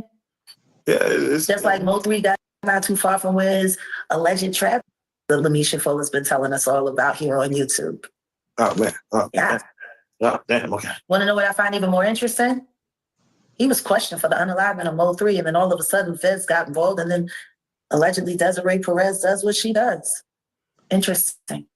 Also interesting that something is socially jarring as the unalivement of Mo3 that happened in broad daylight, which was clearly a red rum. Now the men that were charged for it have release dates. I'm puzzled by how is this happening? Last time I checked, red rum is life and the penalty, the Texas style justice. So I'm just curious. And once again, Yellow Beezy's name is making its way into the fore around a very negative social time. I'm just trying to figure it out. You know who Yellow Beezy is? Nope. Yeah, he a rapper / producer. I mean, he had his song "That's on Me." I think that came out like 2019 or something like that. Oh yeah, yeah. That's on me, baby. That's on me. But it was popping, but I really ain't heard from him in years because I don't really be keeping up with all that shit. But I remember that joint. What'd you say, Lomar? You said you know who he is. You probably know who he is from the "That's on Me" song, right? That's on me, baby. Yeah. So I didn't know he. Yeah. I mean that song was dope. Like I said, that was like that was pre-pandemic, if I'm not mistaken. And the pandemic is starting to be a long time ago. It'll never be a long time ago. These motherfuckers shut down the whole world. Maybe not surprising for me. Johnson has to say anything. All of this is happening because Trump is going to make the black billionaires to Trump. I didn't mean to do that. You just said you mentioned what is considered a friend, quote unquote, and we seen what people had mentioned as far as his lawyer saying that Diddy is not a friend. They are just acquaintances. He does not consider him a friend. He does not hang out. He doesn't know nothing about him. And then there's a video going viral right now where Diddy is saying he brings Jay-Z for the 20-year anniversary of Bad Boy, saying Jay-Z's special. Yeah, he says, like, when I'm in trouble, I call on him. Yeah, and guess what? He did it this time, just like D. Hayden said. And guess what? He ain't there. Oh. What's new? Boo boo. We had Dr. Umar in a couple of days ago in which salute. And he said that there probably was a conversation between Diddy and Jay to where like gives a shit about what fucking Umar Johnson has to say anymore. Oh. That hogwash he did with Art of Dialogue, implying that the 13-year-old, now 37-year-old autistic victim was black, that a black father wouldn't stand for that. Like he literally set up there and put a whole race on a Jane Doe who none of the details or anything about who she was mentioned. And then in fooldom fashion, he tied it all the way to Trump. She about to light into his ass. So here's the lineup. They're trying to take down all the black billionaires. So when Trump gets in office, all the black billionaires will know not to help their people. And that's why all of this is happening. Because Trump is going to make the black billionaires not help their people. So can I ask you this, Jack? Because hogwash. These niggas ain't helping their people. As it is. So Jack, I got a very doing. I got a very important question. Laundering money through charities allegedly. I'm just curious, what he done? Damn.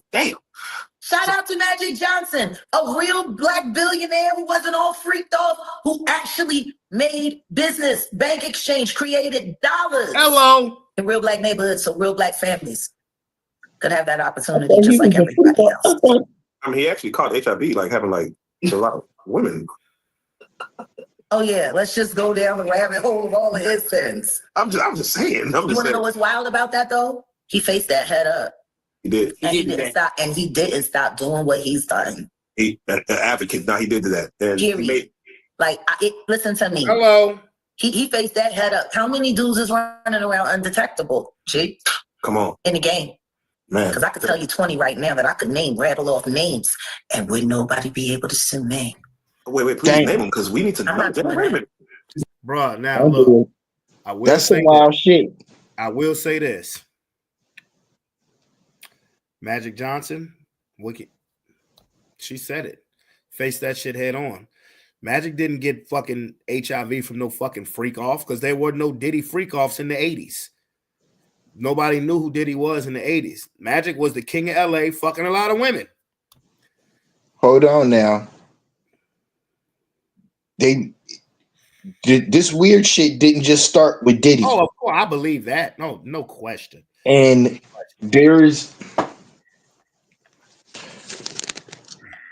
you heard that little clip where Jerry Jones was talking out of left field about the size of a nigga hands and the size of his penis? No. Yeah, well, shit. So for people that have sports teams, right? They're gonna see people like animals.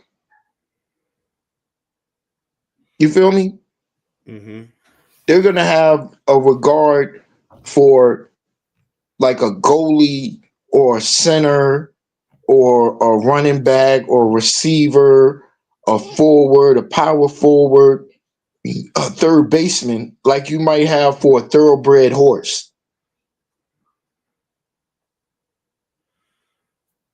They love you as long as you're producing. They're billionaires. Right, of course.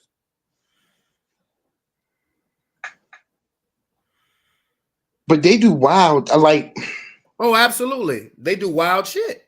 they do wild shit. Cause after money, what else they're like I drink and I smoke, right? But I'm 47, I'm about to turn 48. Yeah, your I've birthday next month, ain't it? yeah, I've experimented, but that shit was an experiment. I know where my limit is. I even cut back on how much I drink. You feel me? So if power corrupts and absolute power corrupts absolutely, what the fuck do you get? Like, where do you get off when you're a billionaire? Well, if you Money ain't a thing. if you're talking about Magic, Magic wasn't a billionaire when he caught HIV. He wasn't even close. I'm not talking. Look, Oh, listen. no, if you're talking about Jerry Buss, oh, you're talking about Jerry Jones. What Okay. I'm saying is there are where because with the advent of with Magic and all them players, I mean the superstar players, they got access to something that we weren't used to seeing. Oh yeah. And I don't think that we've really ever covered that, but it's the access to the front office, that access to the owner. Once you get to be a superstar, where Well, you can direct the team, a you potential, can, especially Magic, yeah, especially with Magic, right? because him and Jerry So Buss were partners.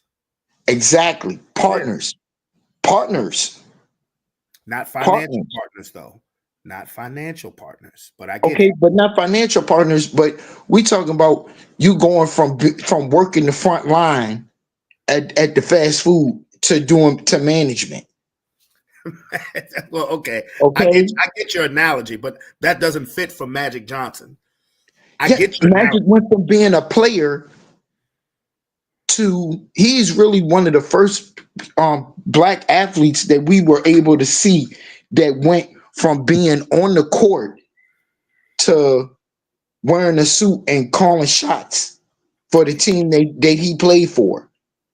Yeah, As good as as good as Jordan was, he didn't even get that in Chicago.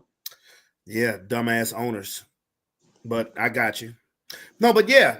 But what I No, will look, say, look. So what I'm saying is where where that extra shit comes in, maybe as just a player, Magic didn't didn't see the owner with the girls and the coke. of course he did. Are you joking? Have you? Well, maybe he did, but not all of the players. Not all of the players did. But now, as in the front office, he's intimate in a all the owners sitting down, getting together. They cracking open $1,000 bottle of Ace of Spade. Are Yeah, we gonna bring Jay-Z in? They might have a couple of grams of cocaine. They're billionaires. yeah. They might have some quaaludes. They're I'm just making an example. I'm hypothetically, what if there were some underage graping going on? Groping, you mean? Grape, grape. Oh, yeah. I got you. I got you. Gotta watch what you say. Yeah, I got you. I got So you. yeah, so Magic would have been in on that too. Nothing would surprise me, but that I surely would hope And not. one more thing before you start the video with Magic, I I I would need more proof, and I don't believe that he had that shit. I believe that it was a it was a carefully constructed rouge to at the time. I think it was some bullshit. The doctors, I mean, it's only but so much. You got to think about. I mean, that would be the worst financial play for Magic, the Lakers, and the NBA, because Magic was still in his prime. He had just lost to Jordan in the finals. There was still at least about 2 or 3 more Magic versus Michael finals on the table that was there to be had. That was so if you're talking about from a financial thing, that would have been the worst move that the NBA could have made. Now, I don't know how much, you talk about 1991, 1992. There was no social media or anything like that. I mean, right. All the doctors in the world showed his test, showed his test results and exactly what he had to go through taking a test. So I'm not going to go there on it, but what I will say is that whatever disease Magic had, he faced it like it was Game 7 in the motherfucking finals. I mean, he actually caught HIV, like having like a lot of women. Oh yeah, let's just go down the rabbit hole of all of his sins. I'm just saying. You want to know what's wild about that though? He faced that head up. He did. And he didn't stop. And he didn't stop doing what he's done. He, an advocate, now he did that. Listen to me. He faced that head up. How many dudes is running around undetectable? Jake, come on. And again, because I can tell you 20 right now that I name rattle off names, and would nobody be able to say? Wait, please name them, because we need to. I'm not doing it. Both of them that I'll be discussing on the Jaguar Right Show from here on out. Shout out Jaguar Right Show. Yeah, no, we need those names because God dang. We can't have out here spreading devil juice. Ninja. So Jack, let me ask you. Dangerous people out there. Come on now. When New York first uplifted the statute where you could kind of have a civil suit against your whoever might have caused it. What do you feel the agenda of that was? Because we already seen Bill Cosby go through it, R. Kelly go through it. What do you think their agenda was to give 2 years? Say anybody, not no criminal, but you could have a civil. There's a chance to clean up as much of the mess as they can before Trump made it.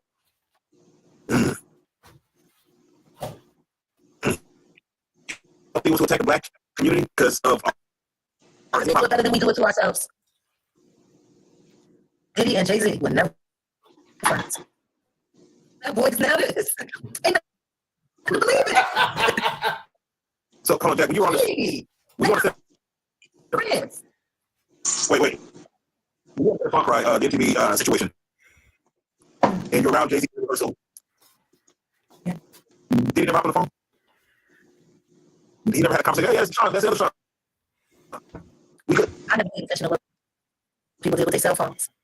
I might have my business. Did you ever see Diddy around Jay-Z? I mean, of course. At parties, at events. Everyone knows this.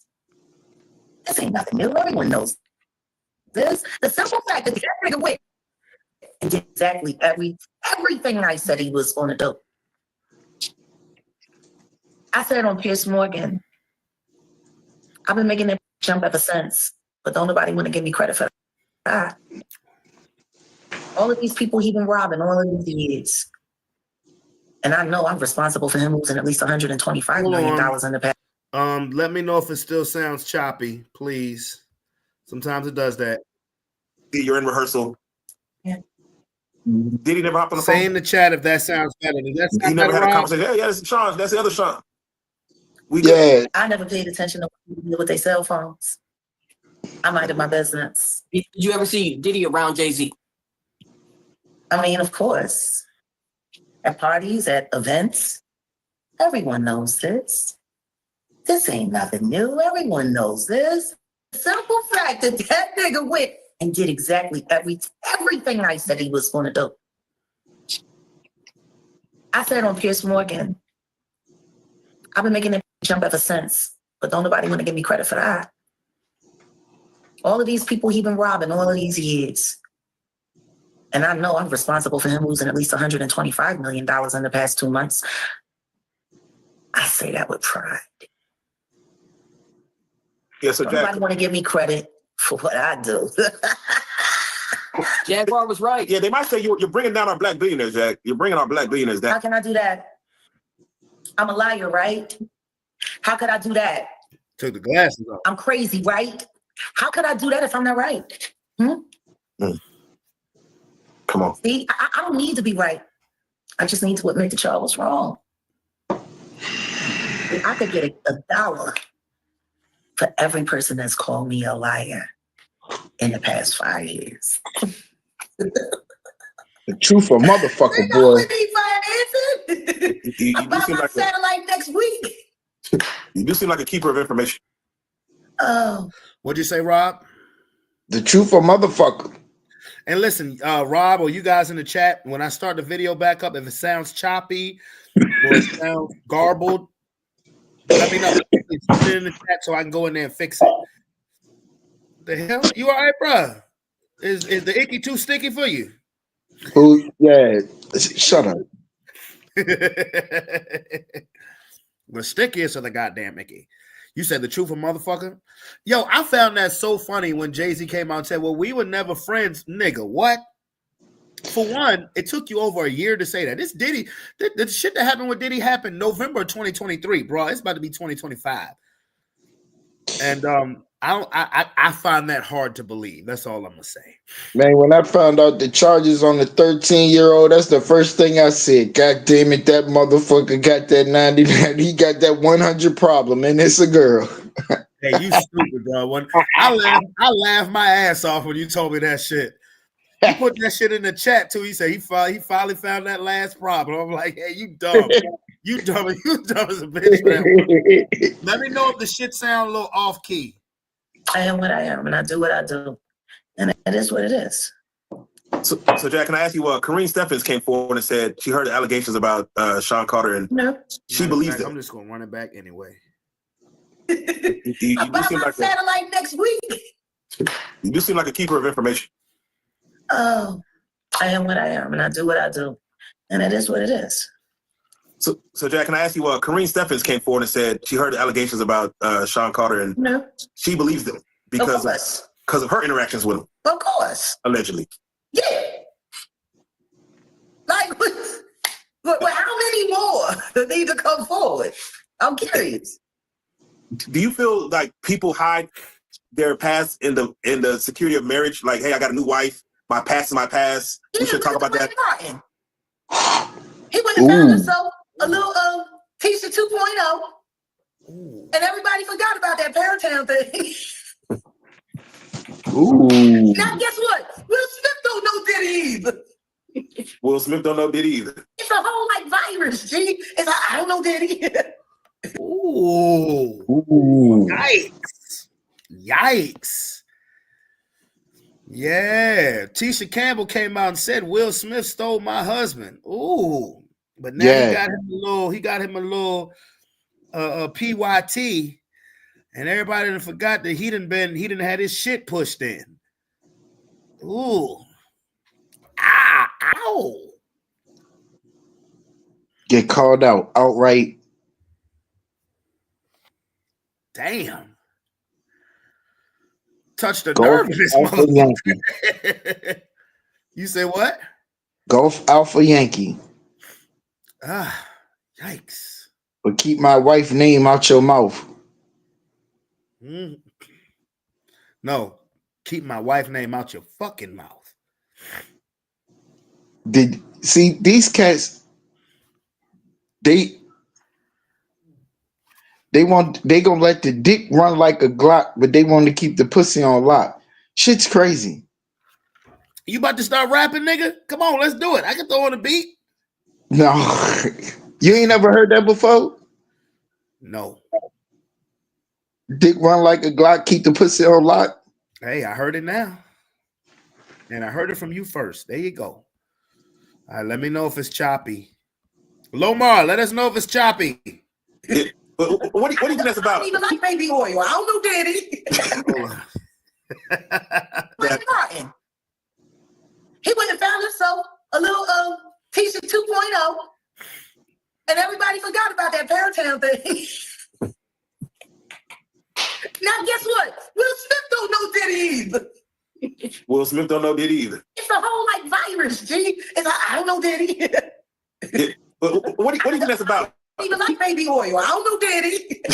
He damn sure I said can that Daddy too. do our bops. No, wait, Jack, you had a lot of criticism towards Will Smith, and y'all, hey, Philadelphia, Philly. Do you feel like He grew up in Overbrook? Oh, All right, thank you, bro. okay. Is that a different part or something? Or? Must be too. It ain't quite Philly. Okay. Yeah. But for him to distance himself during his speech, like saying, I don't know, Diddy, I don't do baby oil. When you see that, knowing his own situation, what does Jaguar Wright take from that? I am really not trying to get smacked in the face with a bottle like Jamie Foxx. that's how it rings to me. Okay. Yeah, someone had made a situation saying that this whole situation with Diddy and everybody would not have happened if Diddy didn't put Carisha, Young Miami, out on Front Street, going to her shows, letting her talk about their relationship openly on her podcast, giving her a show. All this would have been still going on if Carisha never got the okay to kind of do a lot of stuff that Diddy never did do. What do you take to that? That Carisha might have sparked anger. Yeah, no, she ain't that relevant. She's exactly what they say. We're gonna a DRG mute. Damn. She ain't that deep. Damn. You don't everything that she'll testify to, she's guilty of. Wherever this goes, she's gonna be on probation for quite some time. She ain't white. They ain't gonna let her go like they let that white boy go. Do you feel she's a woman scorned? Come on now. Y'all know how I feel about that. Yeah, I know. I know. Whatever that woman feels, she's got the right to feel. She earned it the hard way. And it's kind of disgusting that people are still trying to find a way to slut shame her. In order for any of this to have happened, she would have had to admit it, all of the things that she did wrong as well. She's already swallowed that. And her husband supported her behind it. Hey. People keep forgetting that part of the story. How you doing? They're a newlywed couple with young children. They're trying to build a family in a very ugly world, a world that the mother of that family is all but too understanding of. She knows all of those things.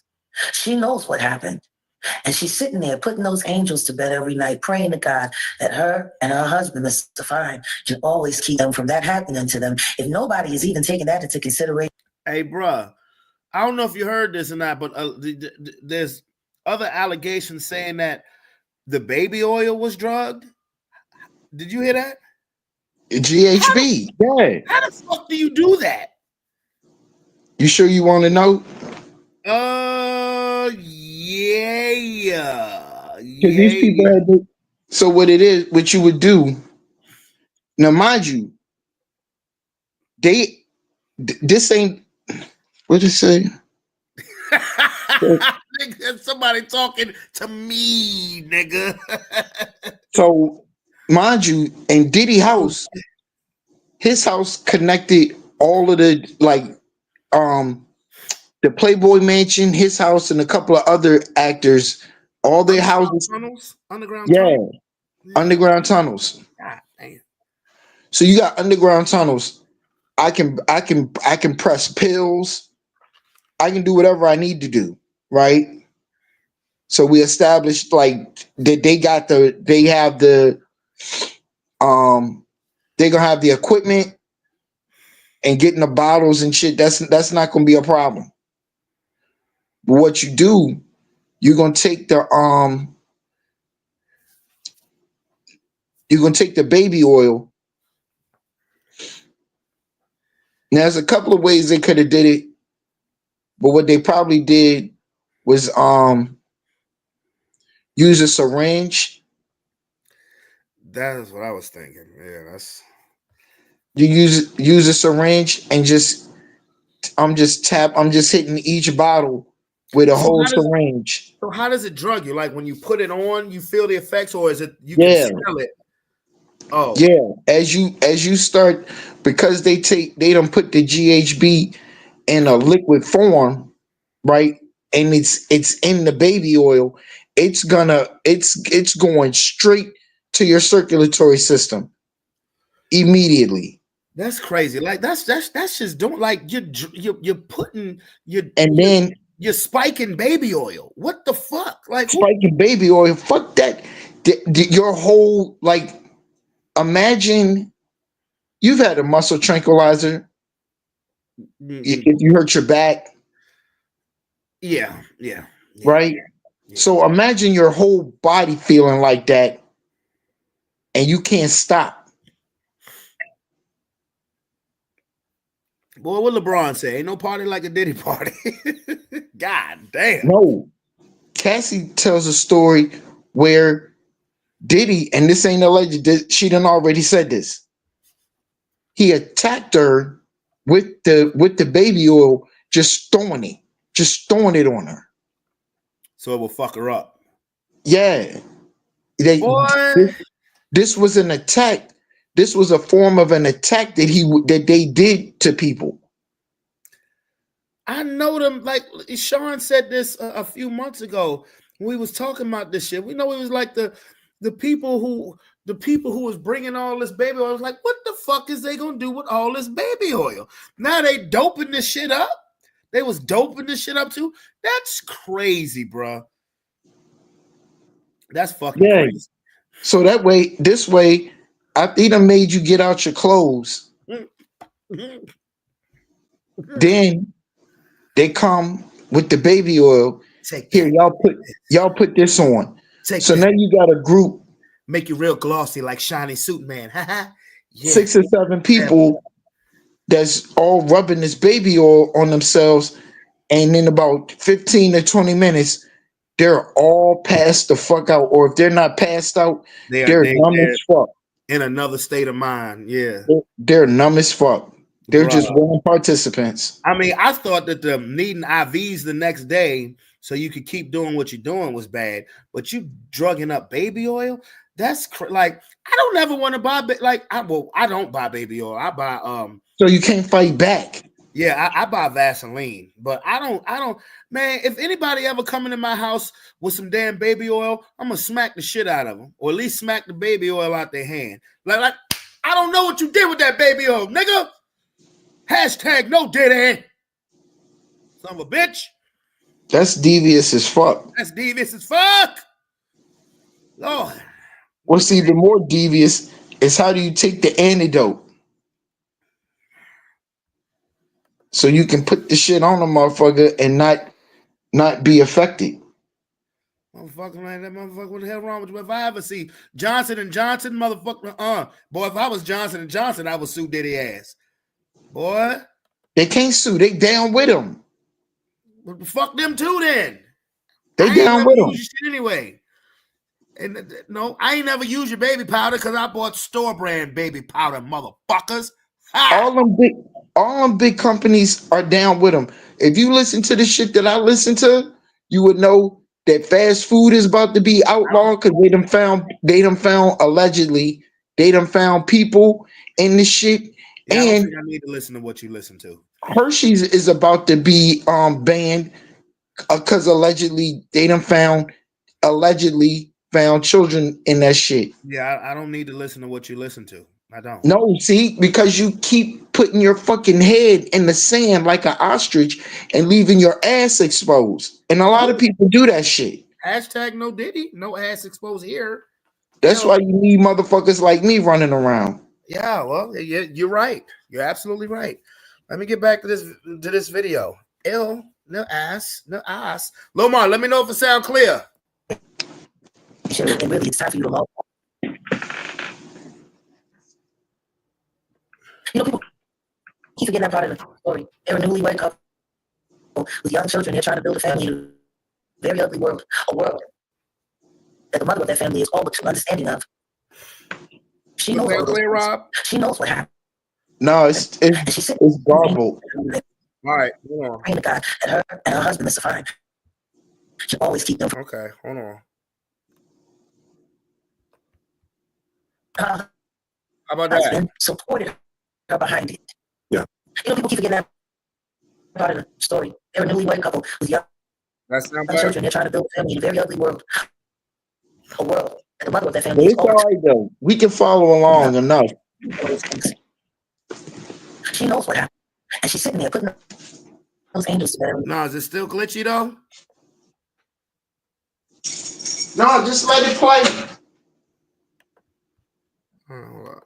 Like praying to God that her How's and her that? husband is suffering to always keep them from that happening to them. And nobody is even taking that into consideration. And really, it's time for you to log Is off. that better, y'all? Chat, tell me what's up. Is it better? That's real. Nobody's thinking about that. Nobody's thinking about the fact that a compromised national network like the National Broadcasting Company allowed a bullying job happen to a 37-year-old traumatized autistic woman with no comfort there, with no one there to shield her peace. Anyone who knows autistic people, they crumble in social settings and they do anything and say anything. Chat, is it better? Oh, not better? God damn it. Okay, hold on. No, I'm not gonna let it play, Rob, because it's not just me and you listening to it. Let it play too fast. All right, hold up. Autistic woman with no comfort there, with no one there to shield her, to give her peace. Anyone who knows Is that better? autistic people, they crumble in social settings and they do anything and say anything just to get you to stop pressuring. NBC should sanction for that. Right. And they should pay her. Yeah, what do you see putting her out? No, just even interviewing her behind. This is what they done to R. Kelly and then give Jay-Z a football interview. Where's Gail? Where's yeah? Why did Gail interview for the Carters? They're such good friends. Hey. Where's Gail? That. They crumble in social settings, do anything and say anything just to stop pressure.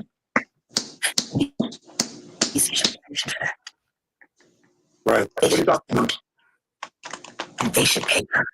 Yeah, what do you see putting her out? Like, just even interviewing her behind. I think they're just as grubby for what they done to R. Kelly and then give Jay-Z a fluff ball interview. Where's Gail? Where's Gail? Why Gail ain't got no interview? They're such good friends. Hey. Where's Gail? What, she trying to keep the brain away from Oprah before she passed out with a zip it again? I don't know. Where is it? Yeah, she just had a birthday. He's like, birthday.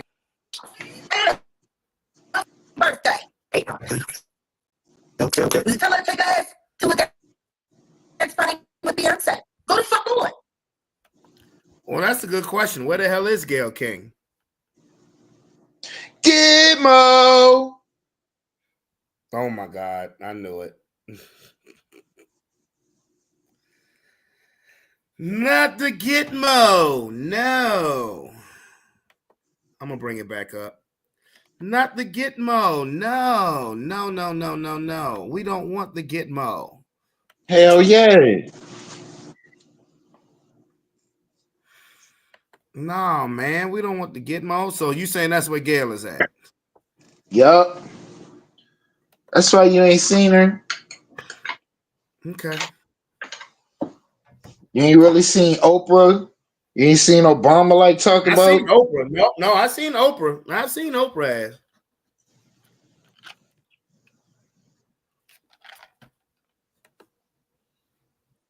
Hold up. now, Almost mesmerized America.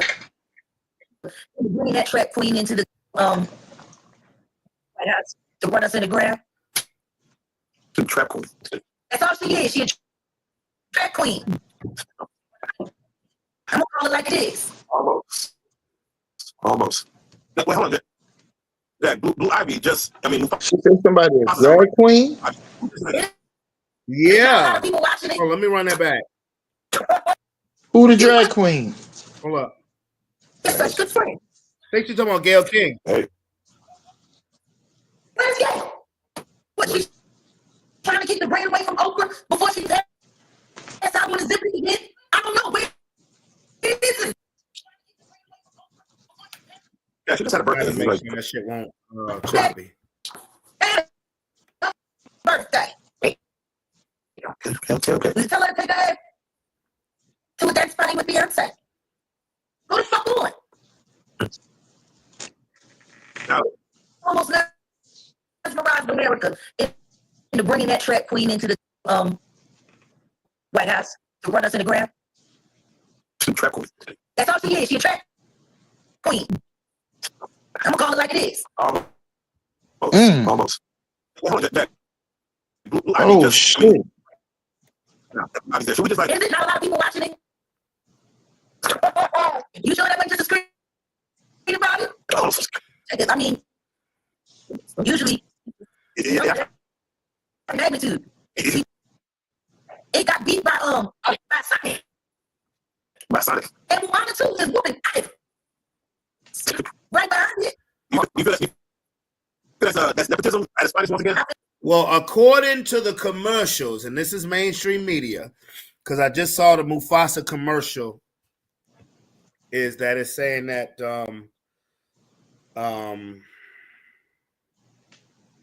that's supposed to be the number one movie in the world. I have my own doubts just because I've heard Sonic been kicking ass. But that could be, I don't know if that's to lead astray or whatever. You feel me?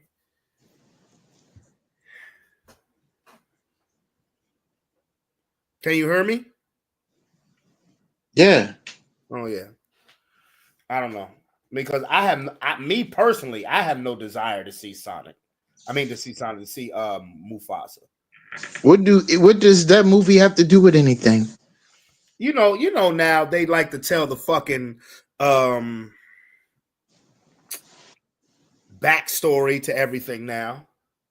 You know, everybody wants to know everybody's fucking origin story because they want to know everybody's origin story because Hollywood is just running out of fucking ideas.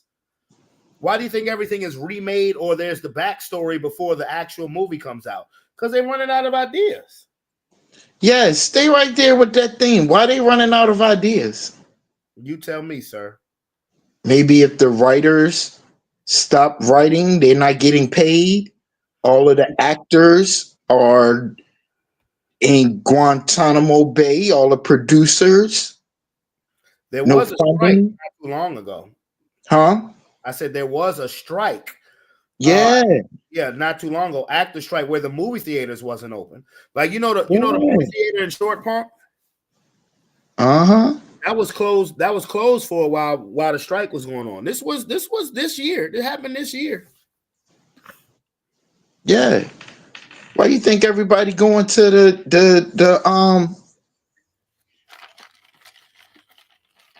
to like the Netflix and alternative media to shoot their pictures and shit and TV shows? Going away from the big studios. Well, shit, Netflix has a big studio now, bro. Like Netflix is just as much of a major player as MGM, as Paramount, as Universal. They gotta be because you look at they're washed up now. You have to look at the actors that's on their payroll. Right. You know, Netflix ain't now. If you were talking about this with Netflix maybe like 12 years ago, then okay, sure. But now, Netflix just had a Mike Tyson fight. They just had the NFL for the first time on Christmas. Netflix is in the big leagues.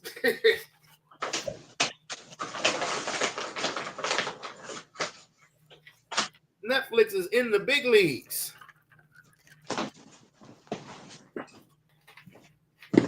Netflix is the league. Yeah, because according to ratings, even though the games itself, the football games itself sucked, the ratings did just as good as the NBA. Did you watch the halftime show with Beyonce? No, I didn't. I was at my grandmother's house. I was at her dinner table. I think I may have saw all of 2 minutes of it. I didn't have no desire to see it anyway. Did you? Nope. I heard that it was good, but again, like I said, I didn't have any desire to see it because I'm not.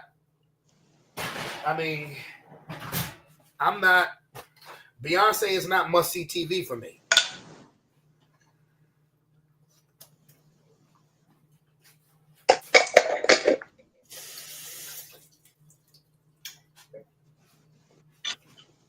I can't rock with the chick. I thought she was all right people. Nah, man. Nah, man. Yeah. Beyonce's not must-see TV for me. It hasn't been for a while.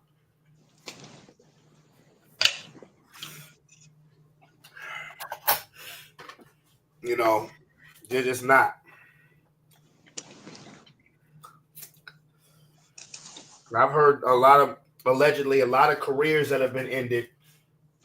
You know. Yep. A lot.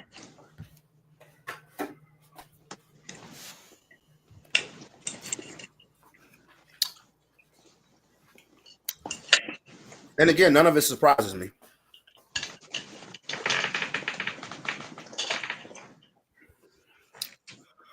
Well, her. None of it surprises me. She ain't been fighting temptation. She ain't been fighting temptations, Beyonce, for a long motherfucking time. She done dropped the Carter.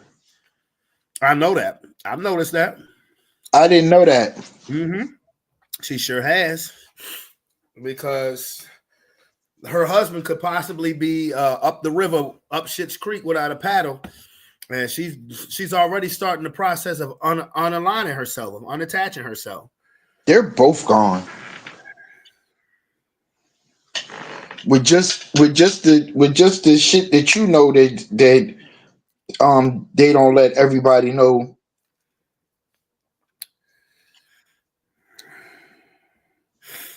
Yeah. So, and that shit's true.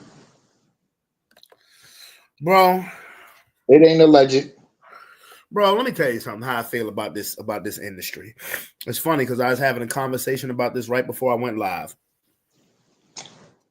With all of the stuff that we're finding out, to me, the whole entertainment music industry needs to be, as a whole, no pun intended, needs to be wiped clean and restarted. That's how I feel. That's honestly how I feel. Because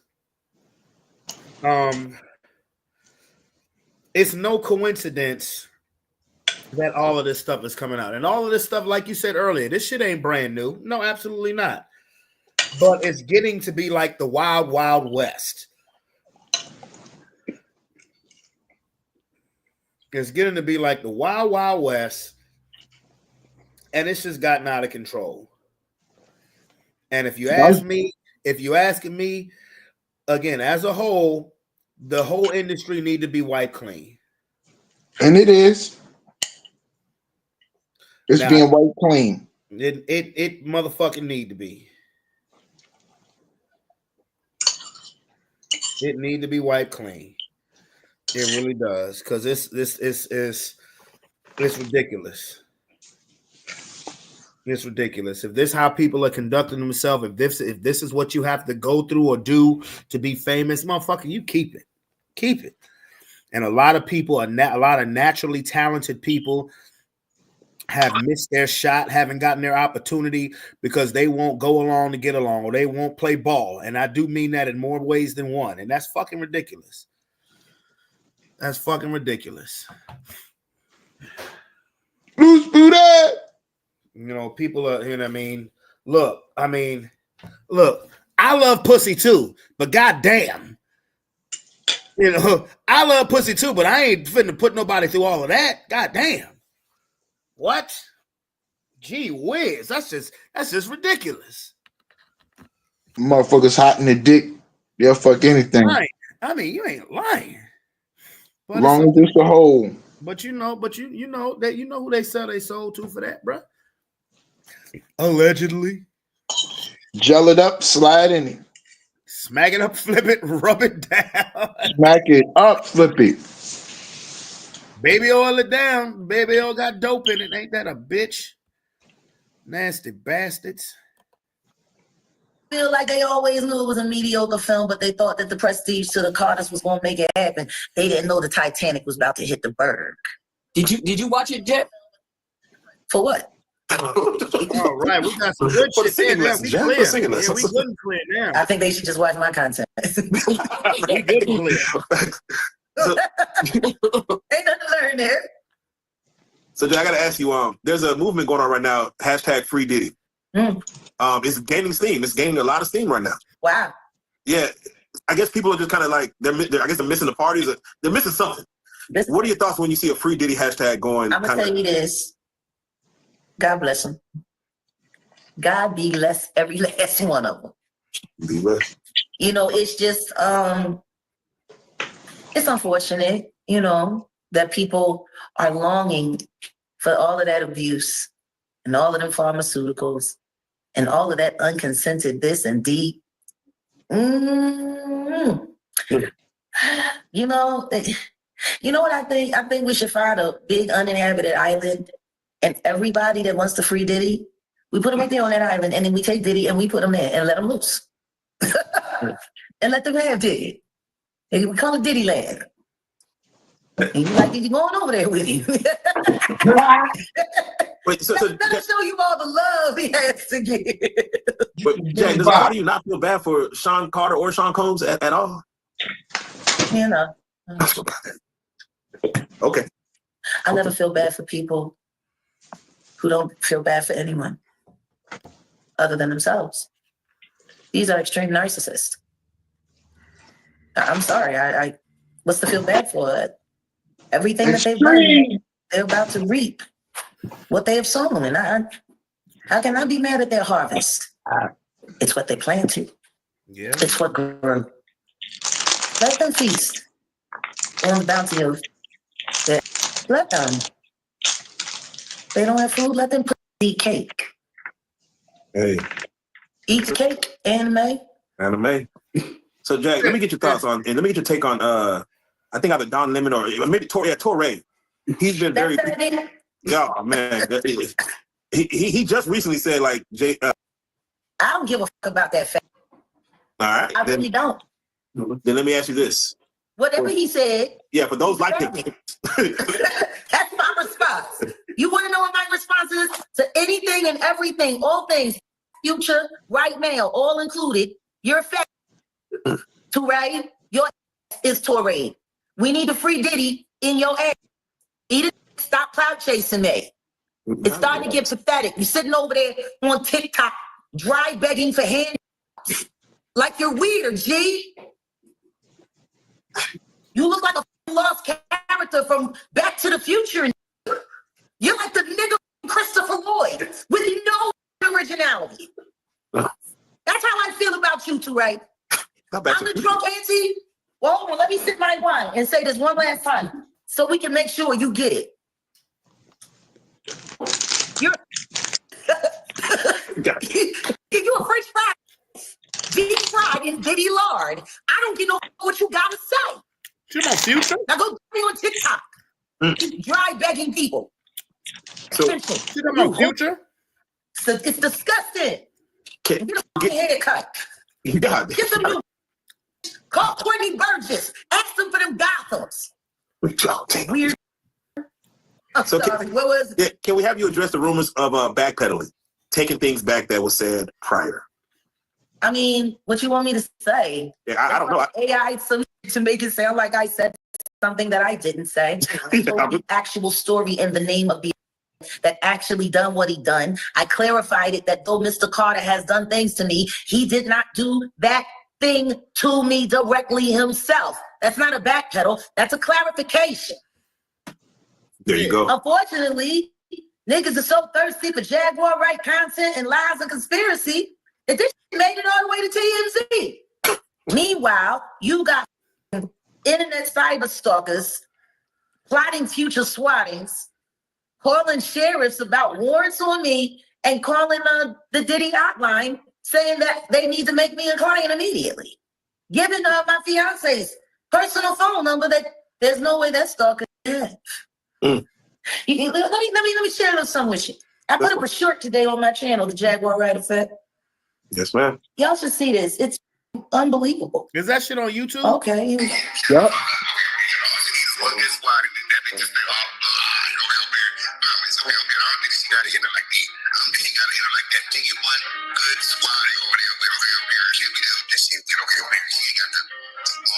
The judge has to get up and go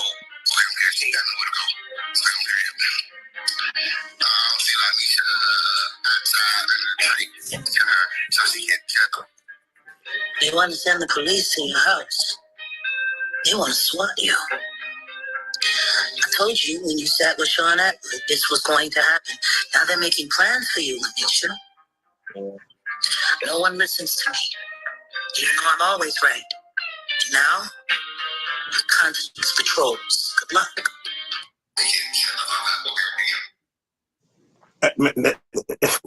The first question I have, Jack, is I'm curious. I love Baby Yoda, and I love, why don't you just put your face out there on those? I'm just curious before I even talk about that content.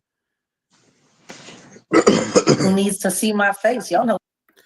Hey, I think that's dope the way she used the dude from the mirror in Shrek. I think that's sweet as a bitch. I think that's sweet as a bitch. I do. Oh man. So was she talking about Future? I don't know whoever she was talking about, but whoever she was talking about, she was digging in their shit. I mean, because if she was talking about Future, look, like I said, nothing would surprise me. I mean, shit. The only thing I would tell Future is stop getting so many baby mamas, nigga. Like, goddamn. Who was dry begging though? I don't know. That's what I'm saying. I don't even know, cuz. I had to step back and I had to go in the kitchen and I had to cut me a piece of my rib, bro. And the rib I made was good, boy. Them ribs I made was good, boy. Them just on point, boy. Well, we can go and watch it later to find out who she was talking about. I ain't worried about that right now, boy. We on the home stretch, and like I said, part 2 just dropped. Like motherfucking yesterday.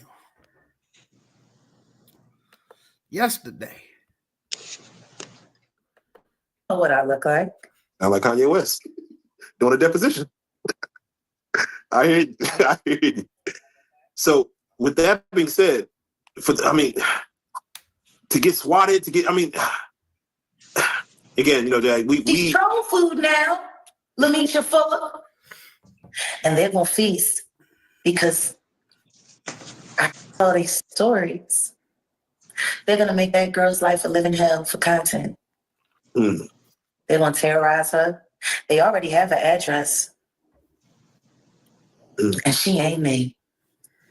Good luck. Any advice you would give her? Go to God and tell the truth to the authorities. Because they're going to ride you down. You're their Christmas meal. Ooh. They're going to feast on you. Ooh. Sounds nasty. But Jack, did Busby ever reach out to you, his law firm? Yeah. After he was called by Doc Danny Robinson, and she gave him our phone number. And we made it very clear when we spoke, we weren't interested in retaining him, but we wished him all the best and Godspeed. And if there's any information that we have that can help him, he's more than welcome to it. But there was no plan to work with Tony Busby. And that's because I was waiting on another piece of information to be confirmed. And it was Ms. Beyonce Giselle Knowles Carter just donated $100,000 to the Busby alma mater. Oh. Yeah. Whoa. Yeah. Interesting. That Mrs. Knowles, because she's now dropped the Carter. And she's oh wait, she dropped it. Yeah. What's going on? It's just listed in Forbes, and now she's donating to her husband's arch enemy's alma mater in Houston, Texas, where all of those families consort and know each other and country club together and go to Joel Osteen's services from time to time. Yeah. Oh, man. Interesting. Do you know what I really think is going on? Let's go. I think we're witnessing the beginning of the War of the Roses. Do you remember that movie, War of the Roses, with Michael Douglas and Kathleen Turner? And it was about this couple. They were together and they had this wonderful life, but then it was just time for them to part ways. The wife outgrew the husband. He wanted things to stay the same. She wanted things to change. They waged war on each other. The divorce was catastrophic, and it ended up claiming both of their lives fighting over property. I think Jay-Z and Beyonce is about to give us War of the Roses 2.0. Matthew Knowles has been auspiciously quiet. Wonder why? Yeah, Matthew he got his own problems to deal with. Yes, but if anything goes down with the Carters, it goes down to the Knowles because they live off of what's generated from that marriage. You know what I just want to see? There's only one thing I want to see. I just want to see Jay-Z have to take that DNA test for that dude who claims that he's his son, allegedly. You know what I'm talking about? Yeah, I know what you're talking about. Man, that man dead. He ain't taking shit. Damn what you see on TV. Well, then, goddamn it, put a needle in the damn coffin or the box or whatever and get a sample. These people were that vicious with the shit they was doing. They couldn't be left alive. Well, again, goddamn it, put a needle in the coffin or the box, whatever they left in, and get a sample.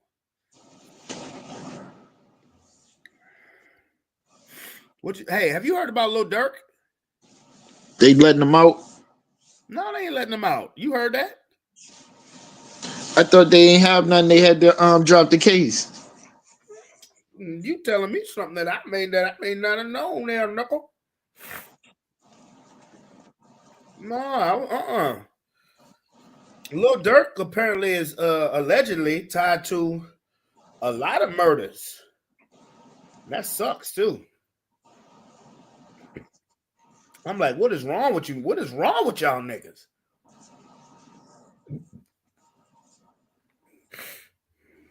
Hold up. Because if Lil Durk is out, or they're letting him out. Nah, bro, they ain't letting him. They caught him, they arrested him at the airport. He was trying to flee the country. Oh shit. Yeah, that's what you ain't know that? That's where they arrested him at. They caught him at the airport. He was getting on a plane, getting ready to get on a plane to flee the fucking country. Hell no, no news about him being let out. Oh no. Well, he may not Got ever. that Huh? Got that ass. Yeah, they said, if I'm not mistaken, they said that he put in 4 reservations at 4 different airports. Why would you reserve anything in your name if you know you're possibly the suspect of a murder charge or murder for hire? Because that's what he's being arrested for. That's what he's been arrested for. Murder for hire. And they like because in order to make the plane, your boarding pass and your name gotta match. Okay. Well, that makes sense. Okay. Well, all right. I mean, I've only gotten on an airplane twice. Both times were when I was 21 years old. So that's been a while. So okay, that makes sense. Yeah, if he was really down for real, he would have been able to slide. He would have slid into their little underground network and slid across the border into Mexico. Well, nah, from what it's looking like, he's being tied to too many murders, bro. He ain't. I don't see him getting out. And it's just like, that's crazy. Like, again, people like fans. I know people who ride for Dirk, and I'm like, you don't know who this person is outside of what you hear on the radio or what streaming, whatever. Like this man literally, and even when I would listen to his raps, I was like, damn. Even I would be like, well, damn. Like they go hard as a bitch, but damn, he's really graphic. Like pretty much, you do the dirt and then you sit there and talk about it on your rap song. That's all right. You gonna have plenty of time to talk about it and make some more good gangster music while you're locked up. Mm-hmm. That's just crazy. Long time. And I hate to see this particularly. I hate to see this as a human being. I hate to see it, period. But I really hate to see it with these black guys, man, who have an opportunity for financial gain and make change. But maybe you only get that financial change if you create chaos. I don't know. Yep. As above, as above, so below, as within, so without. You not gonna succeed in their game in the music industry without giving up your soul and your soul. You gonna give it all up. You gonna give it all up and some. And it's not worth it, but too many people think it is. Look at Will Smith. That's the sad part. We all thought Will Smith was X, Y, and Z, and then come to find out he A, B, C, D, E, F, and G. Dwayne Martin. He thought Dwayne Martin was a pretty alright dude, A, B, C type of black guy. Best of both worlds. Hell no. He the LGBTQ plus AIDL. What the fuck? XYZ type. Oh, he was shit. ABC. He was ABC, allegedly all about cock. Allegedly. I thought he was alright dude. Like the kind of guy. So maybe Tony Buzzard's just doing all the speaking for him. Go ahead. No, I'm sorry. Go ahead. I thought Dwayne Martin was alright guy, the kind of guy you wouldn't want to. I wouldn't leave my wife around. Come to find out, I'm the one that wouldn't want to be around.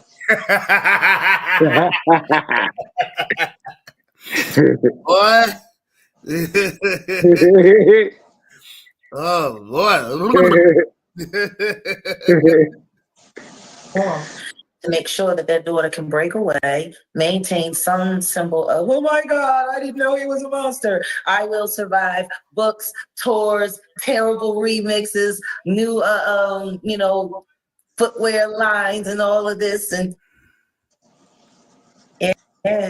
So let me get your take. May, all this is going to come to a head in May when this case opens up. No, it's not. That's just the kickoff. Oh, damn. Okay. The remixes. Beyonce is trying to burn the Jigga Man before it hits her brain completely. This is going to be delicious. Do you feel Beyonce performing on Christmas Day is overshadowing Kendrick's? No, I think it's a humiliation ritual. I think it's going to be the worst day of her life. I can't wait. Christmas Day? Yeah, Netflix, I'm going to be doing a live reaction on my Patreon to the we subscribing just to watch your live reaction. I swear. I got to get your take on it because I think they're trying to make this almost as big as Super Bowl. Yeah, we're going to see how that's working. Okay. All right, Jack. Joe Biden is asleep and Kamala is at a dance party with Beyonce. Hey, dance party with Beyonce. Dance party with Beyonce. Beyonce.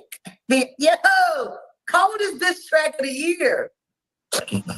Oh, you wrote that beat too, because you know that's that partition beat. Yeah. Oh, it is. Okay. Y'all didn't notice that? I did not notice that.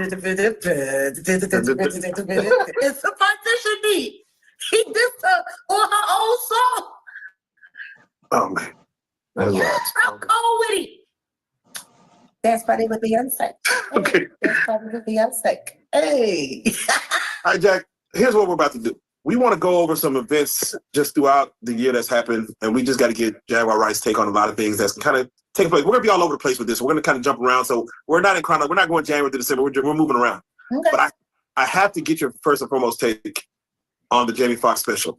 What happened was, did you get a chance to watch it?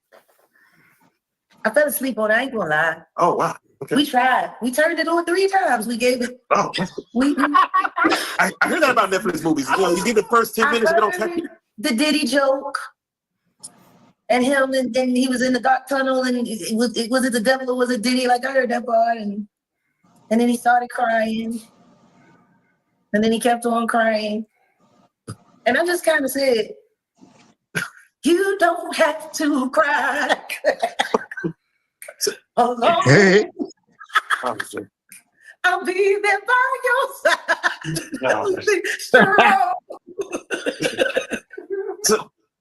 So Jack, let me ask you. Ooh, man, that Jamie Foxx for a person like Jamie Foxx to go on there and be that vulnerable to the world, you don't give him like some type of credit. Say, hey, I give you to cry in front of the same amount of credit I give for that performance in Ray. He's an amazing actor. Oh, well. Everyone knows that. By design, you say. He was on stage. He's an actor. Okay. How many? Jack. Hey, granted, she may be 100% on point with that. But I don't know if you watched the Jamie Foxx special or not. That shit was, I fucked with it. I ain't watch it. I ain't gonna watch it because I know that ain't the real Jamie Foxx. But Okay, well, I will just continue with what I'm saying. It hit different for me because, of course, you know, I'm a part of the stroke community. exactly, You know, so I mean, but I'm you the had a real me. vaccine injury. I'm the real me. You had a vaccine injury. You survived. Praise God. What you think about it, Lomar? Lord have mercy. Don't say that, Rob, because Lord have mercy. I don't need Kia coming on here saying, I told you. You gotta you'll come to the realization for yourself. You're just not ready to accept it yet. That's fine. Well, it hit like me and my aunt and my uncle, because I came to find out a couple months ago that my aunt and my uncle both suffered from strokes within the past couple months of each other. Did they get vaccinated? I don't know. You might want to ask them because it's coming out now. Is how can I no, because it's documented that there are the people that made these shots were trying to cover shit up. So you had a vaccine injury. Plain and simple. Well, Anything that happened after you got that shot was the cause of the shot. so what if I broke my fucking foot? Would that be a cause of the shot too? No, but they might look and see if the shot made My bones weak. your bones weak or made your blood or a little brittle or easier to bruise. That would have. That was a rhetorical question. That's all. Yeah, you were trying to be funny, and I'm dead ass serious. Oh, I get it. No, I knew you were going to be serious. That's why I asked you the question. I don't play that shit because shit is happening to people like you, and they think, no, that's not it. Yes, that's it. The shit moves that slow. Well, I mean, let me think. I mean, my stroke was over 3 years ago now. I mean, it's not like I just had the stroke yesterday. But how soon after you had the shot did you have the stroke? I'd have to look at my Vax card. I don't know. To be honest with you. It might have been 2 months, 3 months. No, way after that. I would think after that. 6 months. Oh, hold on. Let me see something. Because I don't even know if I can still read that motherfucker, to tell you the truth.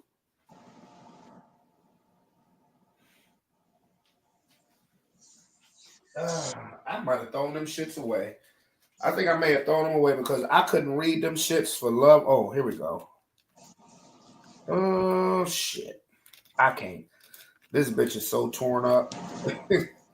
Useless. Piece of shit. I don't know, bro. Just don't go get no more. Oh no, hell no. No. I said that when they started coming out with more booster shots. I said, I'm not taking another shot. Exactly. No. Exactly. Absolutely not. When they started coming out with more booster shots, I said, no. I said, shit is opening back up where, you don't, where if you haven't been vaccinated, they open up. What the fuck do I need to take another shot for? You caught on. Yeah. Hell no. They won't get me with that. Absolutely not. Exactly.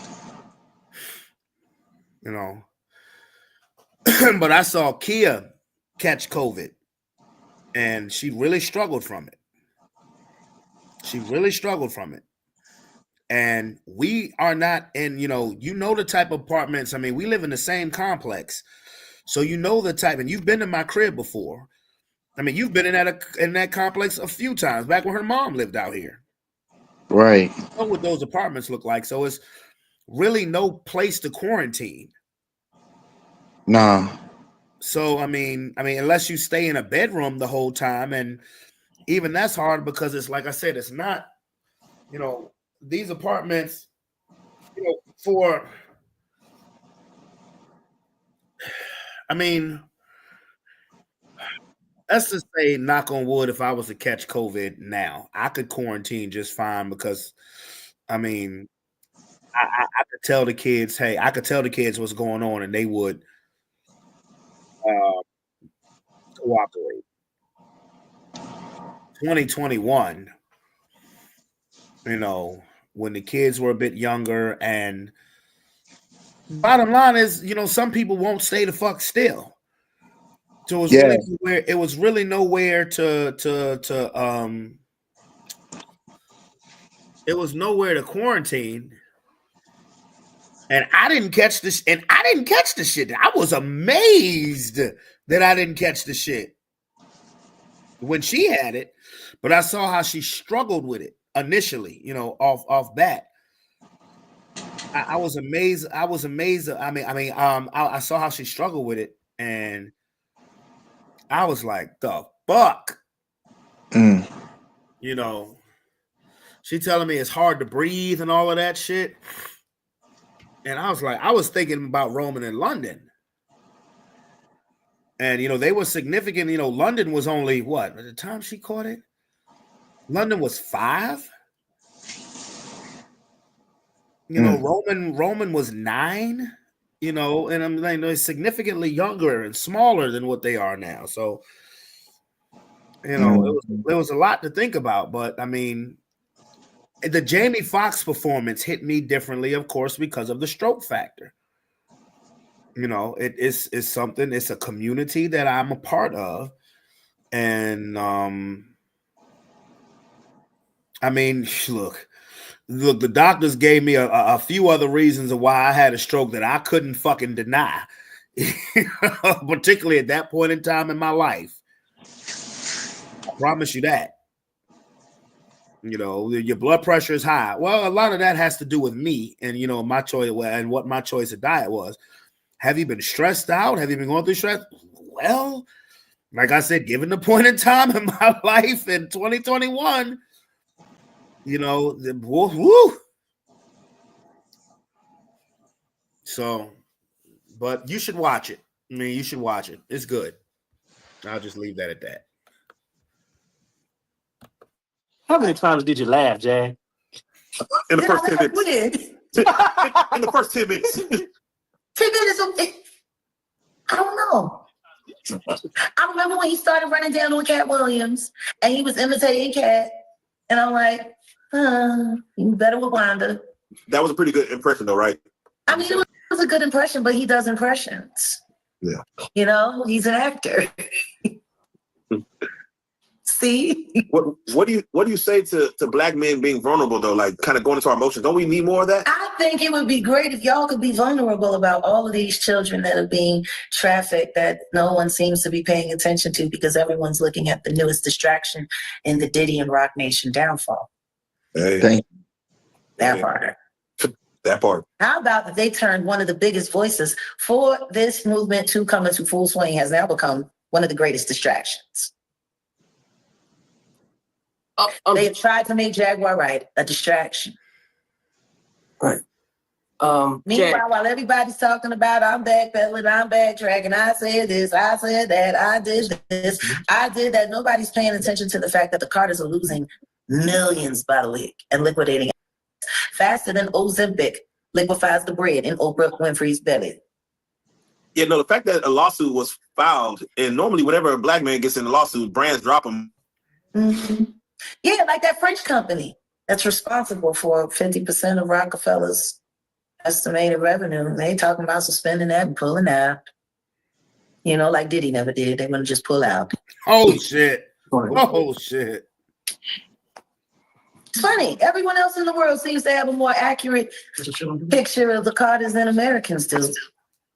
Where the Daily Mail was just pulling up all those lovely pictures from a very, very young Destiny's Child and a very adult Mr. Carter. Jack, I wanted to ask you about Michael Jackson. What about him? Was he touching little kids? What I will say is this: they spent a lot of money and a lot of time trying to convince people that he did, and yet every witness that they had recanted or was found to be a liar. You know, the simple fact that he was a child victim of SA in the industry, the things that happened to him in Motown, the way he was abused, the way he was taken advantage of by the late Quincy Jones, may he rot in hell. The way he was lined up by his own people and all he ever did was try to warn people how to protect yourself from the industry. The way he gave good counsel to Aaron Carter and let him know that he would be targeted by Sony, and look at what happened. And now we have Liam Payne. You know, it's interesting where people's minds go. It does seem like a campaign to attack the melanated. But would you say how do you pick and choose what's true? Like when you hear Michael Jackson versus Diddy, Bill Cosby versus R. Kelly, Jay-Z versus whoever else. R. Kelly had his own set of Diddy tapes. That's what got him. Bill Cosby admitted it in a deposition that he thought nobody was ever going to see. Diddy was broadcasted on CNN violently attacking and abusing at what they've been trying to disprove was an FO. I'm just saying. I hear you. You can't argue with reality. Rainier Satterwhite, Wanda's son. She had it when she was 16. It takes 40 weeks to cook a baby. That means she was 15 when she got pregnant. That's the dude. That's age of consent in Pennsylvania, 17. Was then, is now. And she was taken across state lines from Pennsylvania to an apartment in New York. Oops. The detail. That's how Rainier Satterwhite made it into this world. My boy. You sitting there falling asleep?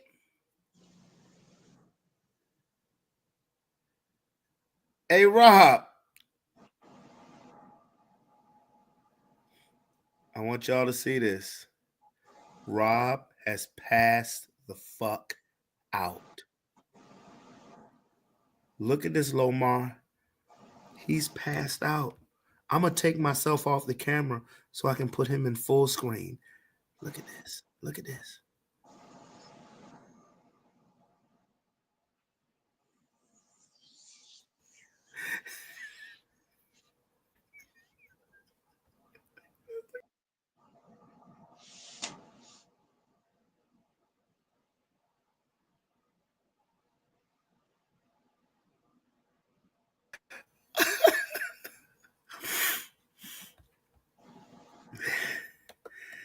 Okay, he's done.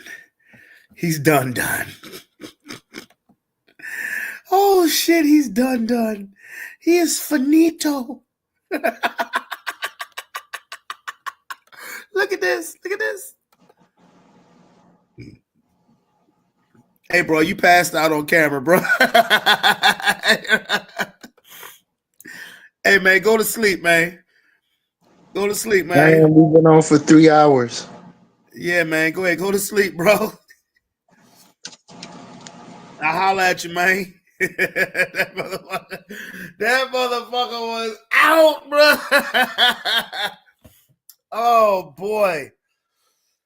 I swear, man. Well, look. Fuck it. Let's go ahead and finish watching this video. It's almost done. Do what we do.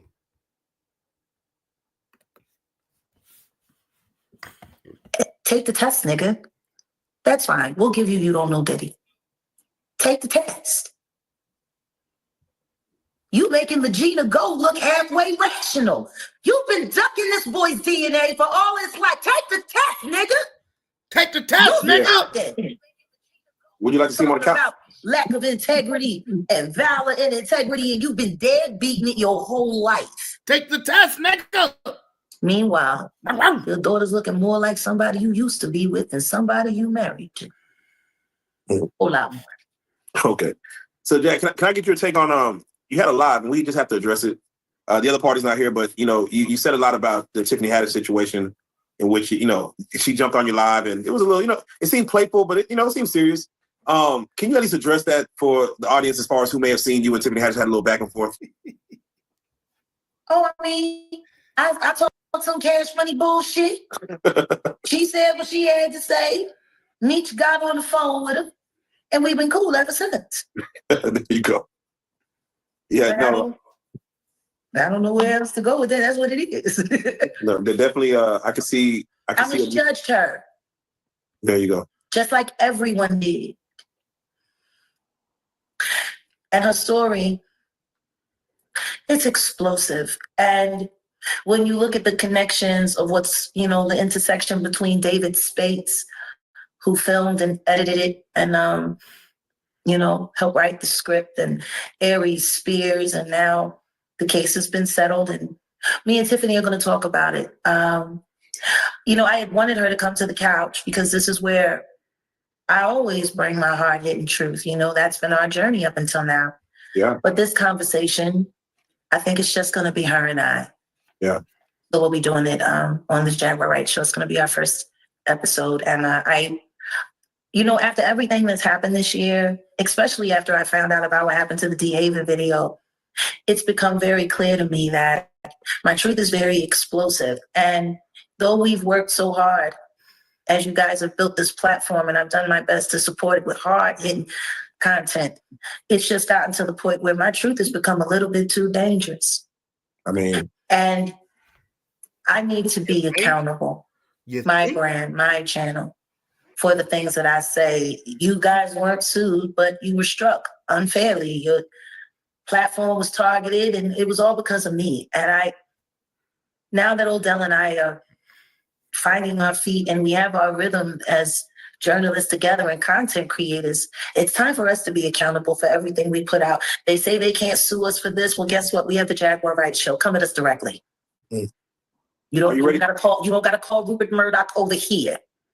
You don't gotta confer with Leor Cohen over here. Come at us directly. And the only way that we can guarantee that is if my content lives on the Jaguar Right Show. Are you ready? I tell you what, real life street stars is sad about that, because whether they was getting hit or whatever, they was getting views, they was getting clicks, they was getting likes. But with that being said, my people who have chosen to thug it out with me until damn near midnight on a Friday near the end of the year, trust and believe it's still time. If you want to go out and hit the streets up, knock yourselves out.